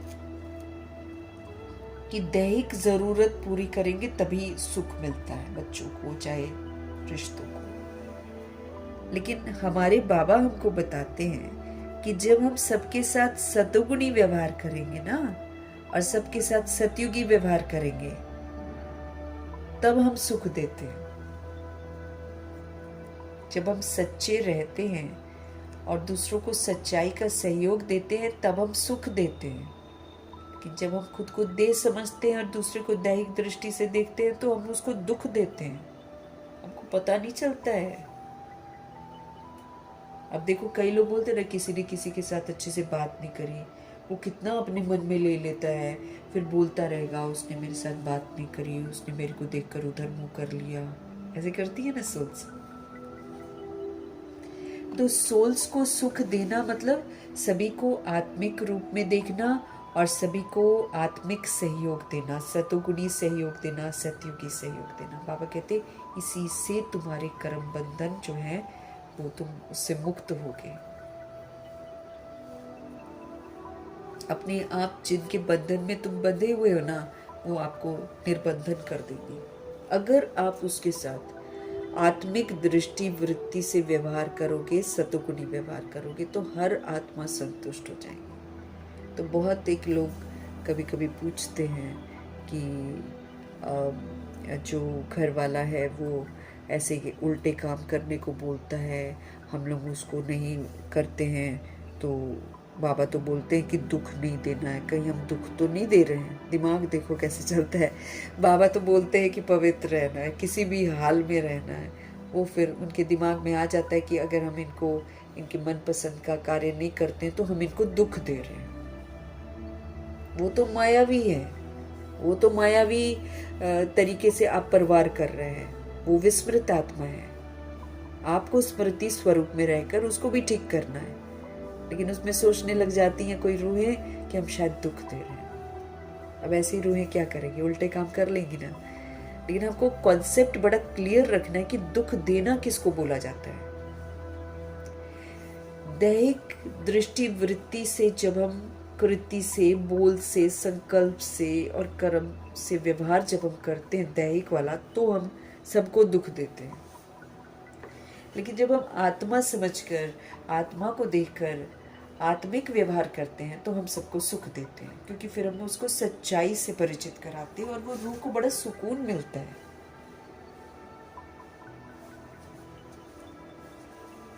ये भी समझना है। लेकिन प्रभु जी हमको सावधान कर रहे हैं कि भाई अगर तुम किसी को दुख दोगे, किसी को सच्चाई से नहीं जोड़ोगे, तो फिर दुखी होकर मरोगे।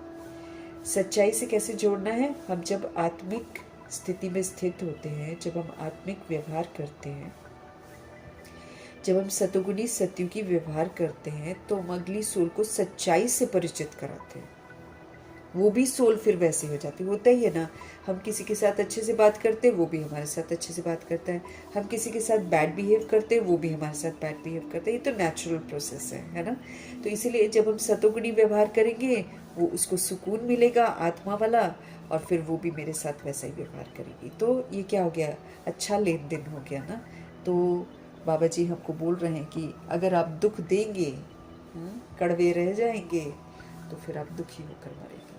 बाप रे, है ना। सामने में वही बातें याद आएंगी, वही रूह याद आएगी, और फिर तड़प तड़प कर मरेंगे, पश्चाताप कर करके मरेंगे। मैंने क्यों बोला? जैसे आजकल भी कहीं होता है, कोई अचानक शरीर छोड़ देता है ना, तो फिर जो उसके साथ तो अच्छा व्यवहार नहीं किया होता, वो दिल को खाता है कि हमने ऐसा ना बोला होता, हमने ऐसा ना किया होता तो अच्छा होता। ऐसा होता है बहुत बार।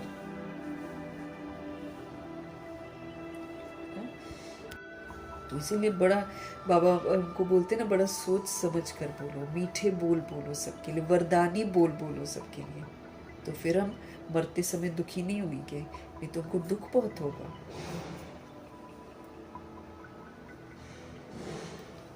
तो बाबा जी कह रहे हैं अगर हम किसी को दुख देंगे ना, तो दुखी होकर मरेंगे। हाँ, इसलिए अब समझ मिल गई है। तो अब सभी रूहों के लिए ढेर ढेर सारी दुआएं देनी है कि जहाँ कहीं भी रूहें हो, एकदम सुखी रहें, शांत रहें, निरोगी रहें, सदा मंगल हो, और सब ईश्वरीय वरदानों और शक्तियों के अधिकारी बने। अब उसको रूह के रूप में देखना है। रूह है वो, है ना। तो हमारा आत्मा भाई है वो।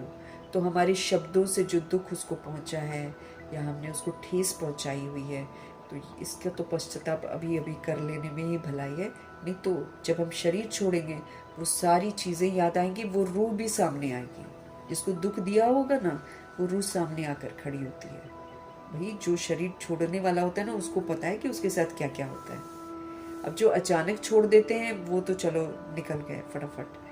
और लेकिन जो बहुत दिन तक बेड रिडन हो जाते हैं, उनके सामने तो हर दृश्य सामने आता है। इसलिए हमारे सामने सारे दृश्य आएंगे। इसलिए हमको बहुत बहुत मीठा बनना है, आत्मिक मिठास अपने अंदर लानी है, सबको मीठे मीठे रूप में देखना है। बाबा कहते हैं मैं रूप वसंत हूँ। हमारे बाबा सोल कॉन्शियस है ना, ज्योति बिंदु है, रूप है, और बसंत है मतलब सेवा करते हैं। बाबा से कितने अमूल्य ज्ञान रतन हमको मिलते हैं, बड़े अनमोल है ये रतन। अगर हम इनको धारण कर ले तो हम अनमोल बच जाएंगे, वैल्यूएबल बच जाएंगे। अगर हम बाबा के ज्ञान रत्नों को अपने जीवन में धारण कर ले तो हम सारी आत्माएं वैल्यूएबल सोल्स बन जाएंगी, वैल्यू हमारी बढ़ जाएगी।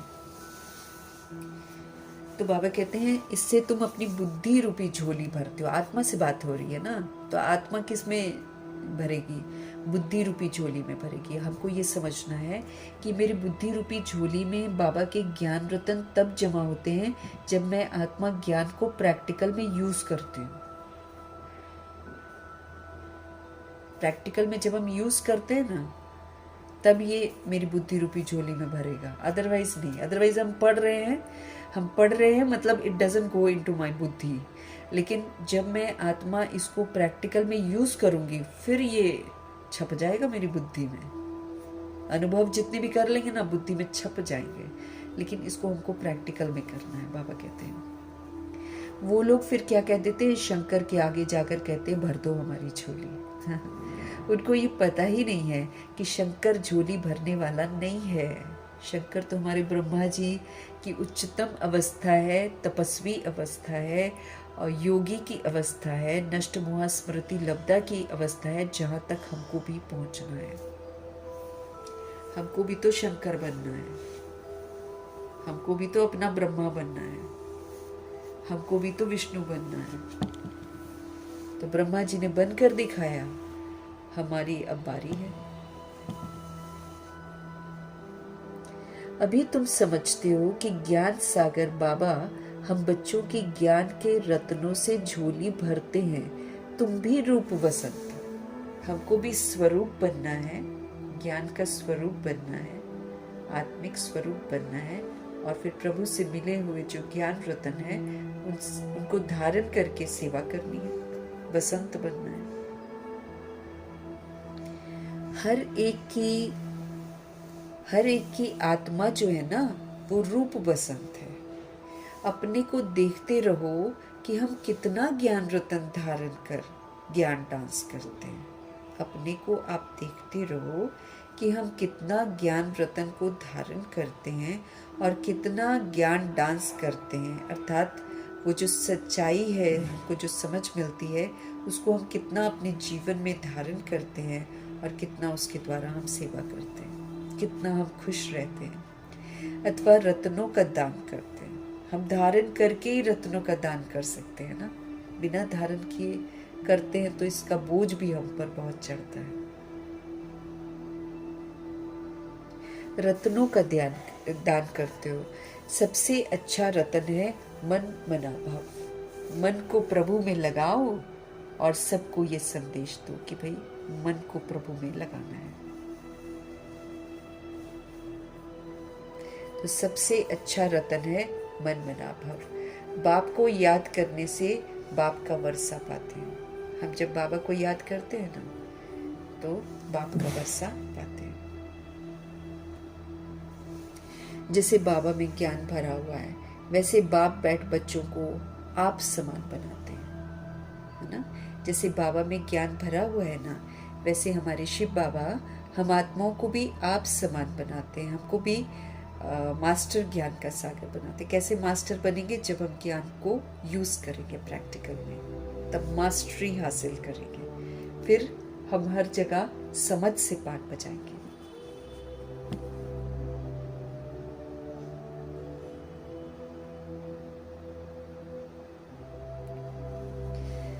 हम अगर बाप को याद करेंगे तो बाप का वर्षा पाएंगे। जैसे बाबा में ज्ञान भरा हुआ है वैसे बाप बैठ बच्चों को भी आप समान बनाते हैं। गुरु लोग भी आप समान बनाते हैं। ये है बेहद का बाप जिसका रूप है बिंदी है, इसलिए उनको रूप कहते हैं। फिर वो बसंत हैं, मतलब जो उनके अंदर में सारी विशेषताएं हैं उसका वो दान देते हैं, सेवा करते हैं महात्मा की। तो बाबा कहते हैं ये है बेहद का बाप जिसका रूप बिंदी है। तुम्हारा भी रूप बिंदी है। अब हमको भी बोलते हैं जब तुम सेवा करते हो ना तो रूप वसंत बनकर करो, अर्थात सोल कॉन्शियस बनकर सेवा करो, इसलिए रूप बोलते। तो हम भी ज्योति बिंदु रूप है, हमारा रूप भी बिंदी है। तुमको आप समान ज्ञान का सागर बनाते हैं। बाबा जैसे खुद ज्ञान के सागर हैं, ऐसे हमको भी बनाते हैं। जितना हम फिर धारण करेंगे और कराएंगे, वो समझे कि हमारा ऊंच मर्तबा है। अगर हम ज्ञान को धारण करते हैं अपने जीवन में, तो फिर हम दूसरों को भी करवा पाते हैं। फिर बाबा कहते हैं वो समझे कि उनको ऊंच मर्तबा मिलेगा। बहुतों का हम कल्याणकारी बनेंगे तो बहुतों की ब्लेसिंग्स हमको मिलेगी। अब जब रूहें भगवान से जुड़ती हैं, है ना, तो फिर वो दूसरी रूह बोलती है ना, आपने मेरे को भगवान का परिचय दिया, तो अंदर से ब्लेसिंग्स देती है। सबसे पहले भगवान की ब्लेसिंग्स हमको मिलती है, फिर वो रूह से मिलती है जिसको हम भगवान से जोड़ देते हैं। तो अगर हम बहुतों के कल्याणकारी बनेंगे, बहुतों को प्रभु के साथ जोड़ेंगे, तो फिर बहुतों की ब्लेसिंग्स मिलेगी। बाप भी रोज़ सर्विस करते हैं ना। ये गुलजार बच्ची है, कितना मीठा समझाती है, सबको पसंद आता है। थोड़ा सा आधा घंटा का क्लास में थोड़ा समझाएगी, लेकिन सॉलिड समझाती है। मज़ा आता है। बाबा बाबा हर चीज़ में बाबा बाबा करती है। तो गुलजार बच्ची है, कितना मीठा समझाती है, सबको पसंद आता है। दिल होती है ऐसी ब्राह्मणी हमको भी मिले। अब एक ब्राह्मणी सब जगह तो जा नहीं सकती है ना। उनकी लाइफ भी हमने पढ़ी थी, तो कितना मीठा मीठा बोलती है सबके साथ, है ना। हुक्म नहीं चलाती है ना। जैसे मना बाबा का रथ बनती हैं, तो थोड़ी अथॉरिटी तो आती है, लेकिन ये सोल्स कभी भी ऐसी वाली अथॉरिटी को यूज़ नहीं करती हैं, है ना। हमेशा सबको यही बोलती थी कि आप कर देंगे, ऐसे बोलती थी ना। पूछती थी आप कर दोगे, ऐसे नहीं ये कर दो। हम लोग सब क्या बोलते हैं, बच्चों को कैसे बोल देते हैं, ये करो, आप ऐसे करो, चलो ऐसे करना है, वैसे करना, ऐसे बोलते हैं ना। वो नहीं बोलती थी ऐसे। मतलब एक तरह से दूसरी सोल को रिगार्ड देकर, उसको हुक्म नहीं चलाना, रिगार्ड देकर उससे पूछना कि ऐसा कर देंगे, आप ऐसा करोगे, कि मतलब उसके लिए ऑप्शन छोड़ते हैं कि अगर तुमको करना है तो करो। ये नहीं कि गुलजार दादी है तो गुलजार दादी सबको बोलेगी कि आप करो, नहीं। कभी हमने कितना अच्छा पढ़ा है उनका कि कहीं भी वो सोल जो है किसी पर हुक्म नहीं चलाती है, उल्टा बड़ी विनम्रता से पूछती हैं। नीलू बहन तो साथ में रहती थी ना, छोटे होते ही तो आई है। 8 साल की बॉडी में जब थी तब आई थी दादी के पास। दादी की सेवा में वो शुरू से लगी हुई है। तो वो उनसे भी बात करती थी तो बहुत रिगार्ड से बात करती थी। क्या हम ये डायरी और क्या बोला था उन्होंने, क्या हम ये डायरी और बाबा की किताब रख सकते हैं, कहीं जाना था तो क्या हम इसको रख सकते हैं, पूछ रही है उनसे। सी हाउ शी स्पीक्स ना, तो इट्स अ गुड लर्निंग। जब हम ऐसी रूहों की पढ़ते हैं ना किताबें, तो बहुत लर्निंग आता है। कैसे वो फुल स्टॉप लगाती हैं हर बात में, कैसे वो विनम्रता से रिगार्ड देकर दूसरी सोल से बात करती हैं, है ना। इससे हमको सीखने को मिलता है। तो बाबा कहते कितना मीठा समझाती है वो, ऐसे मिठास से बात करती थी सबके साथ। ये नहीं कि बस मैं रथ हूँ तो चलो जी हुक्म चलाओ, अब ये करो, अब आपने ये नहीं किया, वो नहीं किया, ये चीज़ कैसे टूट गई, अभी मेरे साथ ऐसा हो जाता तो क्या। कहीं भी हमने उनकी लाइफ में नहीं सुना। जहाँ फुल स्टॉप लगाना वहाँ पर फुल स्टॉप लगा देती थी। जब तक कोई नहीं बोल, उनकी खासियत ये थी कि सभा में बैठी हैं, बहुतों के साथ बैठी हैं, जब तक उनसे पूछा नहीं जाता था तब तक वो बीच में अपना राय कभी नहीं देती थी। पूछने पर देती थी और एकदम सॉलिड राय देती थी।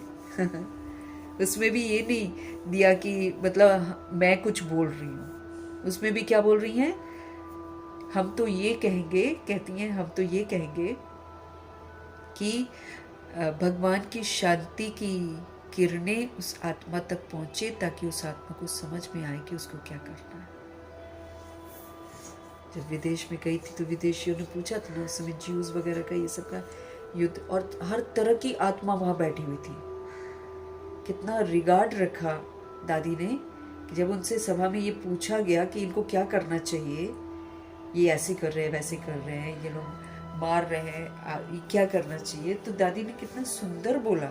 दादी ने बोला कि हम ये नहीं कहेंगे कि इनको क्या करना चाहिए, क्या नहीं करना चाहिए, हम तो ये कहेंगे क्योंकि अशांत रूहें ही तो ऐसे कर रही है ना। तो कितना सुंदर है कि भगवान की शांति की किरणें उन तक पहुंचे ताकि उनको समझ में आए कि उनको क्या करना चाहिए। सो स्वीट, किसी का पक्षपात नहीं, किसी के साथ कोई वैर भाव नहीं आएगा, भगवान के हवाले कर दिया। तो मतलब सीखना, मतलब यहाँ से हमको शिक्षा मिलती है कि कैसे हमको शांत रहना, स्थिर रहना है, कैसी गुस्से वाली बात भी आएगी तो भी हमको शांत रहना है। नहीं तो कूलर का जब अंदर प्रॉब्लम हुआ था और दादी के पीछे ही कूलर पड़ा था तो दादी बोल सकती थी ना, किसी को नहीं कुछ बोला। मतलब क्या करना है, फुल स्टॉप लगाना है। जैसे जगदीश भाई का नाखून उखड़ गया, उसको बार बार याद आया कि बहन जी ने मुझे बोला था कि गुस्सा नहीं करना है, गुस्सा नहीं करना है। ऐसे करते करते बार बार उनको फिर गुस्सा आए, फिर कुछ बोला जाए, फिर उनको याद आ जाए कि उन्होंने मुझे क्लास में क्या समझाया। करते करते जितनी देर में वो ये सब चलता रहा, दूसरे आपस में बहस करते रहे, उतनी देर में तो वो बंदा जिसने जो हावी हो रहा था गलती करके भी, वही माफ़ी मांगने लग गया और जगदीश भाई गुस्सा करने से बच गया। ऐसे सिखा रहे हैं बाबा कि कोई भी सिचुएशन आएगी, उस सिचुएशन के तहत हम गुस्सा करें नहीं चलेगा, हमको हर बार शांत रहना है। ये है सबूत। तो इसलिए बाबा कह रहे हैं जितनी आप धारणा करेंगे, अब धारण किया ना दादी ने, धारण करके अपनी एक्ट से सिखाया कि कैसे हमको फुल स्टॉप लगाना है, कैसे हमको जजमेंटल नहीं बनना है, कैसे हमको किसी की वकालत नहीं करनी है, कैसे बड़ी तहजीब से बात करनी है, किसी पर रोब नहीं छांटना है, दूसरी रूह को रिगार्ड से देखना है और रिगार्ड देकर उनको बोलना है। कितना कुछ सीखने को मिलता है।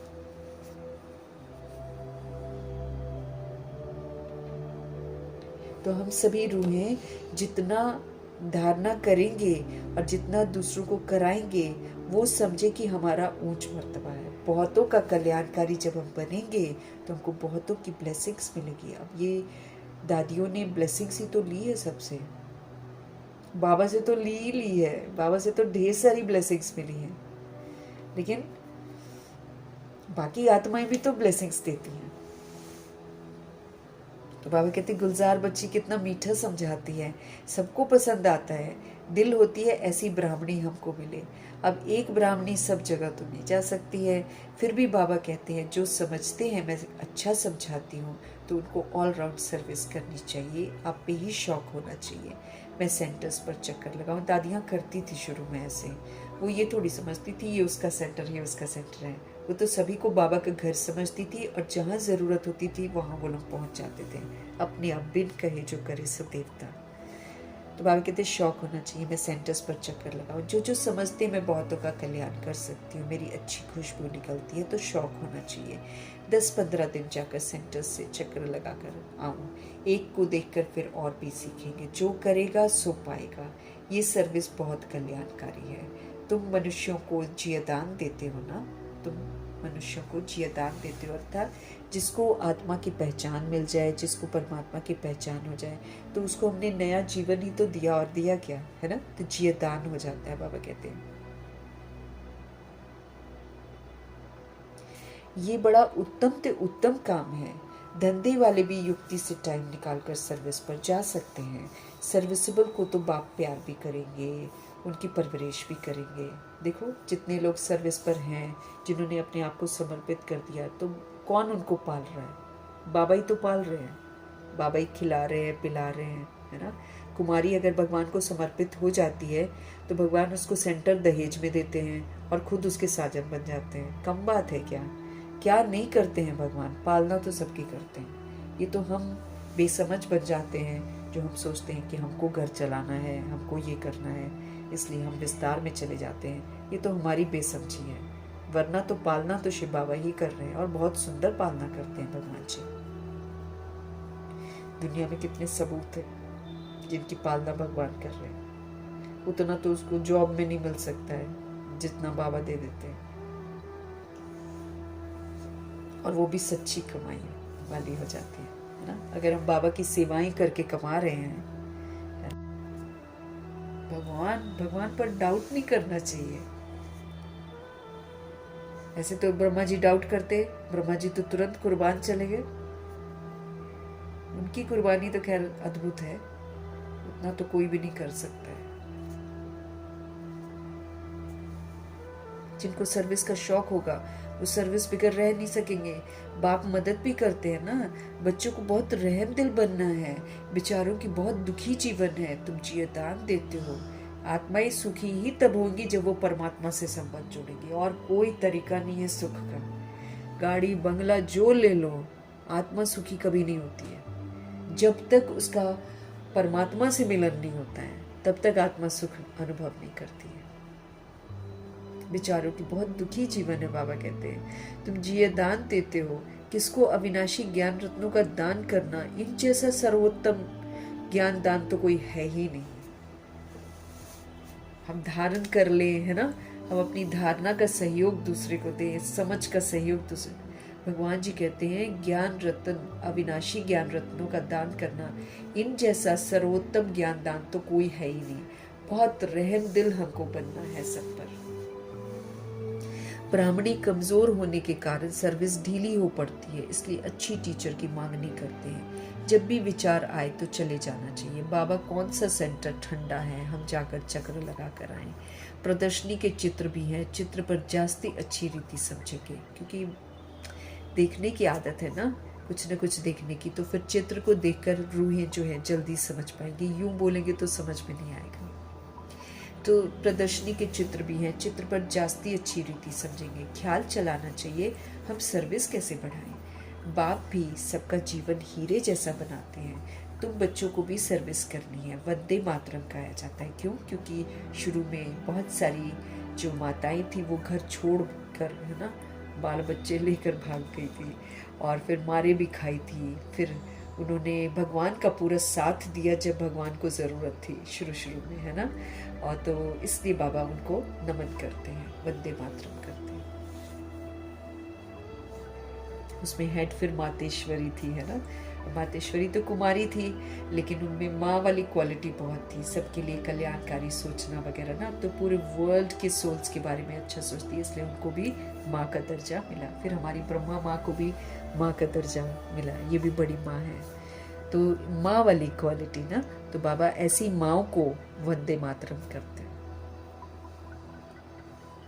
परंतु दुनिया वाले अर्थ नहीं समझते हैं। पतित मनुष्यों की अथवा पृथ्वी आदि की कभी वंदना नहीं की जाती है। न पतित मनुष्यों की वंदना की जाती है और न पृथ्वी आदि की वंदना की जाती है। ये तो 5 तत्व हैं, इनका हम शुक्रिया अदा ज़रूर करते हैं, क्योंकि 5 तत्वों का शरीर हमको मिलता है। शुक्रिया ज़रूर करना है, पूजा नहीं करते हैं, लेकिन दुनिया वाले थोड़ा पूजा भी करते हैं। हम थैंक यू ज़रूर बोलेंगे, क्योंकि एक तो शरीर भी हमको इन्हीं से मिलता है ना, और फिर शरीर की ज़रूरतों को पूरा करने के लिए भी तो ये 5 तत्व ही हैं। तो 5 तत्व है ना, उनकी क्या वंदना करेंगे? 5 तत्वों से बना हुआ शरीर है, तो शरीर की पूजा करना हो तो करना हो गई, तो ये तो बुद्ध की पूजा हो गई। अगर आप शरीर बनाकर उसकी पूजा करते हैं तो शरीर तो विनाशी है ना। उनकी पूजा है सबसे, हाँ, पूजा करना हो गई बुद्ध की पूजा, जैसे निर्जीव चीज़ की आप पूजा करते हो। और शिव बाबा को तो शरीर है नहीं, अब उनकी पूजा है सबसे उत्तम, बाकी मध्यम है सारी। आजकल तो मनुष्यों को भी पूजते रहते हैं, लेकिन बाबा कहते वो तो पतित हैं, है ना। आजकल तो पूजते हैं। बाबा कहते हैं आजकल तो मनुष्यों को भी पूजते रहते हैं, वो तो है पतित। महान आत्माएं तो देवताएं होते हैं, सन्यासियों से वो जास्ती पवित्र होते हैं। सन्यासी तो ऐसे ही घर बार छोड़ देते हैं और पवित्र रहते हैं ना। शरीर तो उनके विकारों से ही पैदा होते हैं, लेकिन ये जो देव कुल की आत्माएं हैं ये तो योग बल से पैदा होती हैं, विकारों से थोड़ी पैदा होती हैं। इसलिए महान आत्माएं देवताएं हैं। अभी तुम बच्चे जानते हो हम देवता बन रहे हैं। बाप हमको ये अविनाशी ज्ञान रतन दान करना सिखलाते हैं। इन जैसा ऊंच दान और कोई होता नहीं है। एक बाप को ही हमको याद करना है। शिव और लक्ष्मी नारायण के चित्र तो हैं, हर एक अपने घर में लगा दे तो याद रहेगा कि भाई हमको ऐसा बनना है, भगवान ऐसा बना रहे हैं, हमको इनके घराने में जाना है। एम ऑब्जेक्ट सामने रहेगी तो दिमाग उस तरफ लगा रहेगा ना, नहीं तो फिर दुनिया में खो जाते हैं। बाबा कहते हैं हर एक अपने घर में लगा दे तो याद रहेगा। शिव बाबा हमको ये लक्ष्मी नारायण बनाते हैं। भगवान की जो ये मुरली है ये हमको लक्ष्मी नारायण के घराने में जाने लायक बना रही है, बशर्ते हम इस पर चले तो बन जाएंगे फिर हम उस घराने के। तो बाबा उसी के लिए तो हमको पढ़ा रहे हैं। हमारे शिव बाबा हमको लक्ष्मी नारायण बनाते हैं। इस समय तुम बन रहे हो। स्वर्ग का रचता जो है वो है ही शिव बाबा। शिव बाबा स्वर्ग के रचता हैं। सतयुग में तो नहीं वर्षा देंगे, अभी देंगे ना। तो इस अंतिम जन्म में शिव बाबा कहते हैं आप मुझे याद करो तो तुम ये बन जाओगे, और सब बातें छोड़कर बस सेवा सेवा सेवा सेवा सेवा। हाँ, स्व की सेवा, स्व को परिवर्तन करने की सेवा, क्योंकि ये जो परिवर्तन है ये आत्माओं को परिवर्तन कर देगा। इसलिए हमको इस सेवा में लग जाना है। बाप को याद करते हो, ये भी बड़ी सर्विस करते हो। याद में रहना भी बहुत बड़ी सेवा है, क्योंकि उससे वायुमंडल भी शुद्ध होता है, आत्माओं में भी चेंजेस आता है, सब कुछ होता है याद से।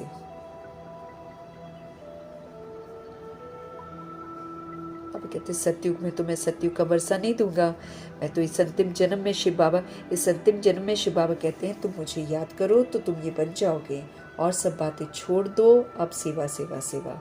बाप को याद करते हो, ये भी बड़ी सर्विस करते हो। देखो सेवा क्या है, याद करना, स्व का परिवर्तन करना। जब तक ये दोनों नहीं है हम कितना भी जाकर लोगों को सुनाएंगे, लोग सुनेंगे नहीं। बाप को याद करते हो, ये भी बड़ी अच्छी सर्विस करते हो। तत्व आदि इससे पावन बन जाते हैं। जब हम बाबा जी को याद करते हैं तो वो जो याद है वो तत्वों को भी पावन कर देती है, वायुमंडल को शुद्ध करती है। योग की महिमा बड़ी भारी है। दुनिया में योग आश्रम तो बहुत है, परंतु वो सब है जिस्मानी हठ योग करते हैं वो लोग। तुम्हारा तो ये है राजयोग, राजा बनकर, आत्मा बनकर परमपिता परमात्मा से योग लगाना ऊपर। अब हमारा सारा कुछ ऊपर देखना है, नीचे नहीं देखना है हमको। दुनिया में योग आश्रम तो बहुत हैं, परंतु वो सब है जिस्मानी हठ योग। तुम्हारा ये है राजयोग, जिससे तुम्हारा बेड़ा पार हो जाता है। राजयोग से बेड़ा पार होता है, राजयोग से हमारा बेड़ा पार हो जाता है। उन अनेक प्रकार के हठ योग आदि से तो सीढ़ी ही हम नीचे उतरते आए हैं। हठ योग से मूल बात है याद की, याद में हमको रहना है। देखना है हमारा मन कहाँ विकार तरफ तो नहीं जाता है, अपने आप को चेक करना है। कहीं मेरा मन विकार की तरफ तो नहीं जाता है। विकारी को ही पतित कहा जाता है, अर्थात कौड़ी में सब, है ना। हमारा मन कहाँ विकार तरफ तो नहीं जाता है, चेक करना है। विकारी को ही बाबा कहते हैं पतित कहा जाता है, अर्थात कौड़ी मिसल कहा जाता है। विकार में गिरने से अपना ही हमारा नुकसान होता है ना। एक तो हम अपना नुकसान करते हैं, एक हम जितने भी लोग हैं ना दूसरों को भी और विकारी बनाने के निमित्त बन जाते हैं, और फिर हमारी वजह से जीव जंतु जानवर भी विकारी बन जाते हैं। सबके साथ हमारा हिसाब किताब बन जाता है। खाली ब्रह्मचर्य से तो कुछ नहीं होता है। हर चीज में मेरी दृष्टि, मेरी वृत्ति, मेरा सब कुछ प्योर होना चाहिए।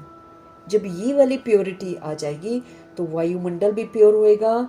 जितनी आत्माएं द्वापर युग कलयुग की बिगड़ गई हैं वो सारी एकदम सही हो जाएंगी, और फिर जानवर भी सारे सही हो जाएंगे।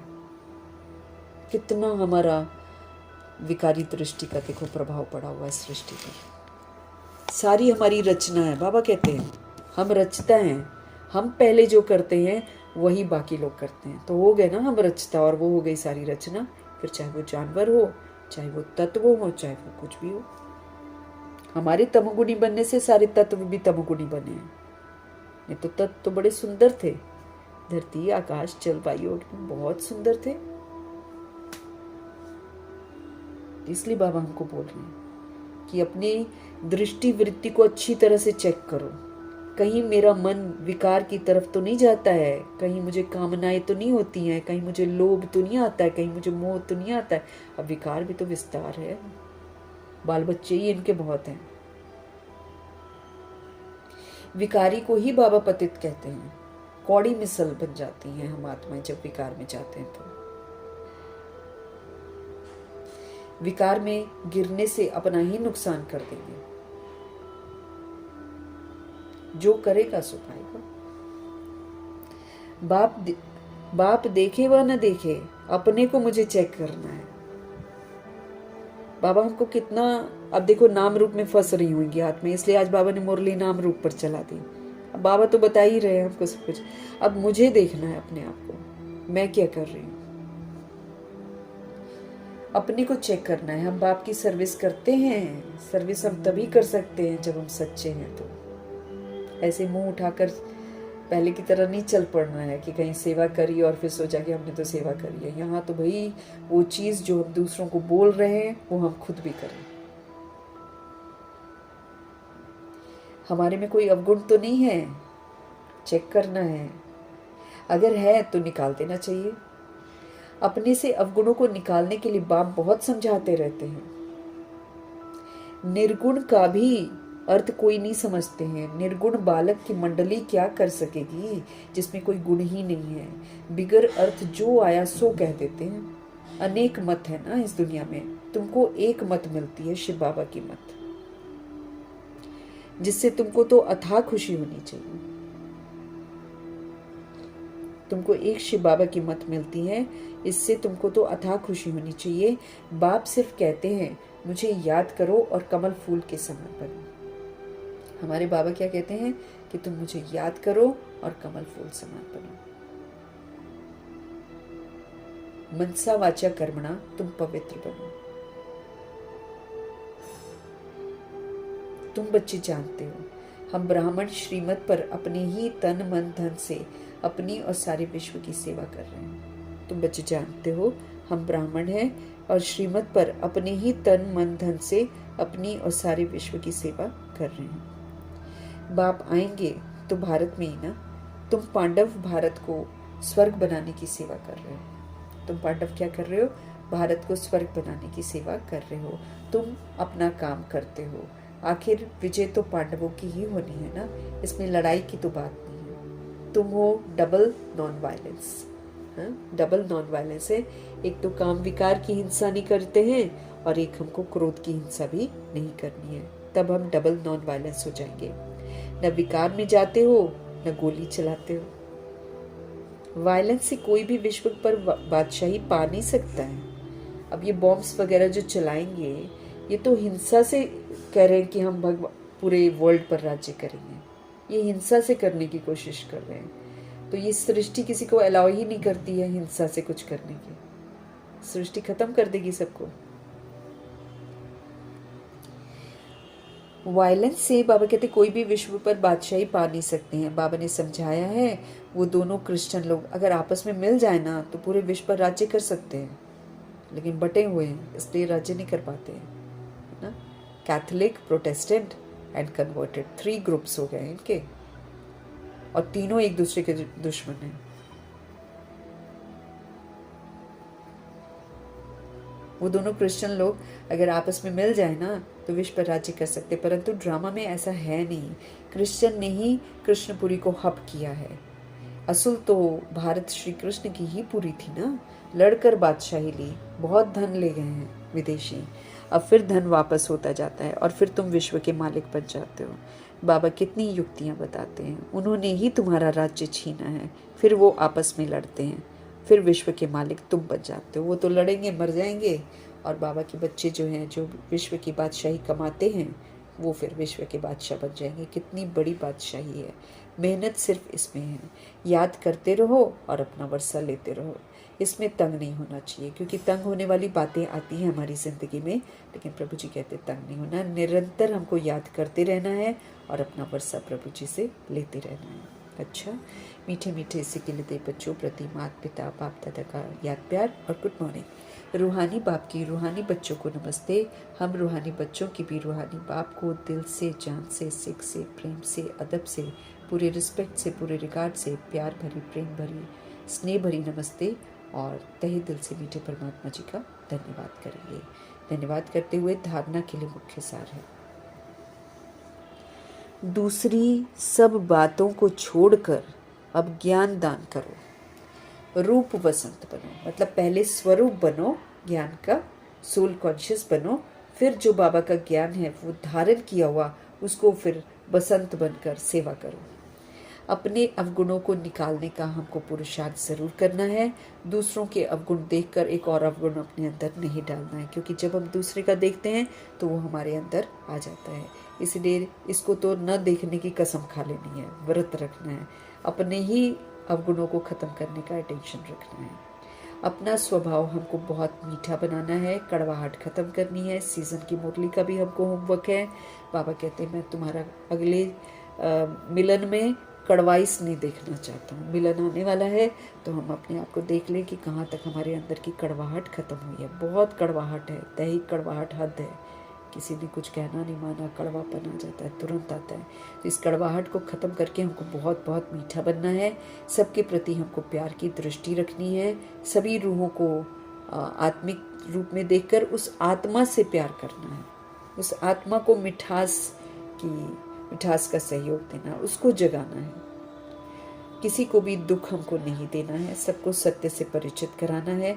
हमको कर्म इंद्रियों को पूरा जीतना है। कोई भी कर्म इंद्रिय मुझे अपने अधीन ना बनाए। सदगुरु जी का वरदान, संपूर्ण समर्पण की विधि के द्वारा जब हम संपूर्ण समर्पण कर देते हैं बाबा के आगे, तो इस विधि के द्वारा सर्वगुण संपन्न बनने के पुरुषार्थ में सदा विजयी भव। संपूर्ण समर्पण की विधि को अपनाना है, अपना तन मन धन सबसे समर्पण हो जाना है। तो संपूर्ण समर्पण की विधि के द्वारा सर्वगुण संपन्न बनने के पुरुषार्थ में हमको फिर सर्वगुण संपन्न बनना है। इसके बनने के पुरुषार्थ में सदा विजयी बनना है। संपूर्ण समर्पण उसे कहा जाता है जिसके संकल्प में भी बॉडी कॉन्शियस ना हो। चलो जी, जिसके संकल्प में भी बॉडी कॉन्शियसनेस ना हो, जो अपने को आत्मा समझकर चले। बस थॉट में भी देह का भान ना हो, थॉट में भी अपने देह का भान भी अर्पण कर देना। मैं फलानी हूँ, मैं फलाना हूँ, ये संकल्प भी अर्पण कर संपूर्ण समर्पण होने वाले सर्वगुणों से संपन्न बनते हैं, अदरवाइज बनते ही नहीं हैं। जब तक देह का भान है तब तक मेरे अंदर में सारे गुण कहाँ से आ जाएंगे? आ ही नहीं सकते। तो प्रभु जी स्पष्ट कर रहे हैं, अपने देह का भान भी भगवान को अर्पण कर दो, फिर तुम्हारे मुख से कभी निकलना नहीं चाहिए कि मैं फलानी हूँ, मैं फलाना हूँ। ये संकल्प भी अर्पण करके संपूर्ण समर्पण होने वाले सर्वगुणों से संपन्न बनते, वही सारे गुणों को धारण कर पाते हो।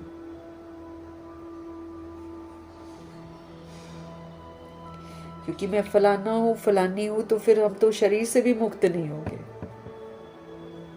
सजा खानी पड़ेगी। बात भी सही है, हम हैं आत्मा और हम बॉडी समझकर फलाना फलानी समझेंगे तो कैसे चलेगा?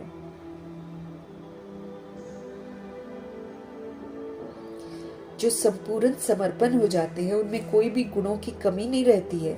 जो सर्व समर्पण कर सर्वगुण संपन्न व संपूर्ण बनने का लक्ष्य रखते हैं, तो ऐसे पुरुषार्थियों को बाप दादा सदा विजयी भव का वरदान दे देते हैं। जो सर्व समर्पण करते हैं और जो सर्व गुणों से संपन्न बनते हैं, जो संपूर्ण बनने का लक्ष्य रखते हैं, ऐसे पुरुषार्थियों को बाप दादा सदा विजयी भव का वरदान दे देते हैं।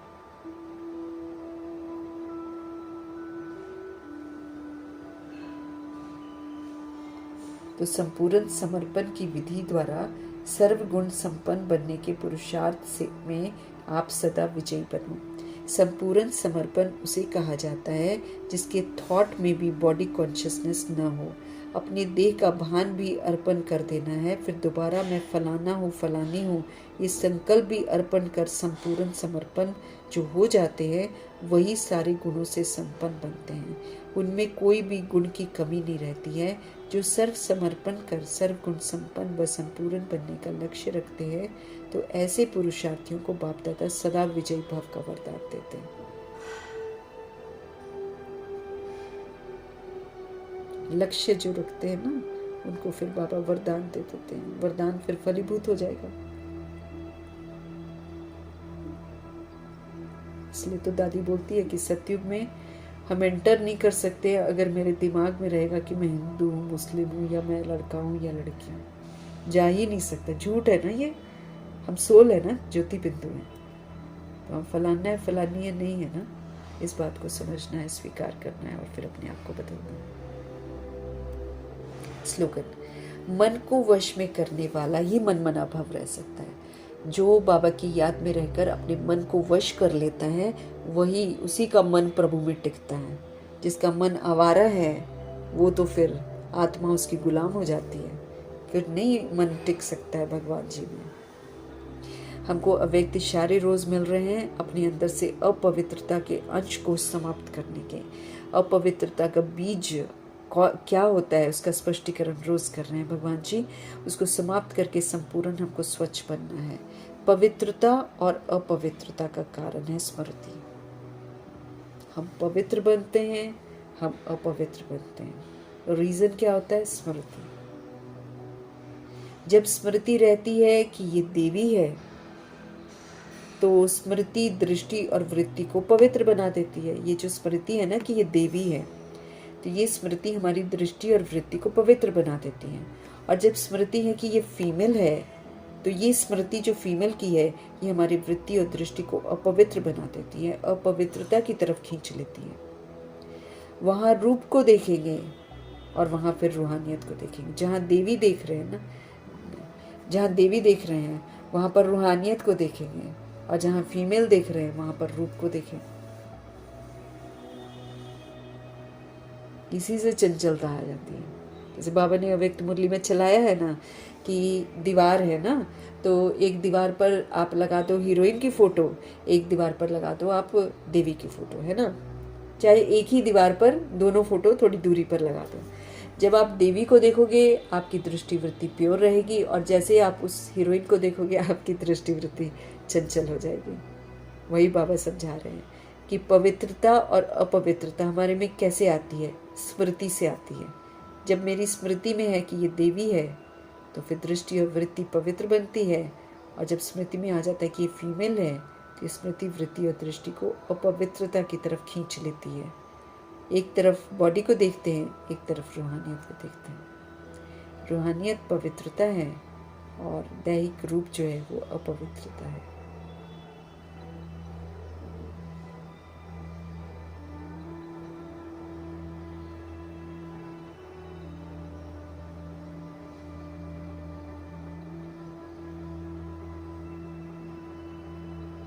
मीठे मीठे प्यारे प्यारे शिव बाबा जी की शिक्षाओं को बुद्धि में रखते हुए इसको हम अच्छी तरह से धारण कर पाएं, ये दुआएं करेंगे। और दुआ करते हुए मीठे परमपिता परमात्मा जी का धन्यवाद करेंगे कि वो हमको महीनता से बता रहे हैं सारी बातें। हमको महीनता से समझ में आ रहा है कि कैसे पवित्र हमको बनना है, कैसे योगी बनना है, कैसे हमको संपन्न और संपूर्ण बनना है, कैसे हमको अपनी दृष्टि वृत्ति कृति सबको पवित्र बनाना है। ऐसे परमपिता परमात्मा जी का हम तहे दिल से धन्यवाद करेंगे। ब्रह्मा माँ ने बनकर दिखाया है, ब्रह्मा माँ का, जगदम्बा माँ का धन्यवाद करेंगे। दादियों का धन्यवाद करेंगे, अष्टरत्नों का धन्यवाद, नवग्रहों का धन्यवाद, एडवांस पार्टी की सारी सोल्स का धन्यवाद, बची हुई जितनी भी आत्माएं हैं सबका धन्यवाद करेंगे।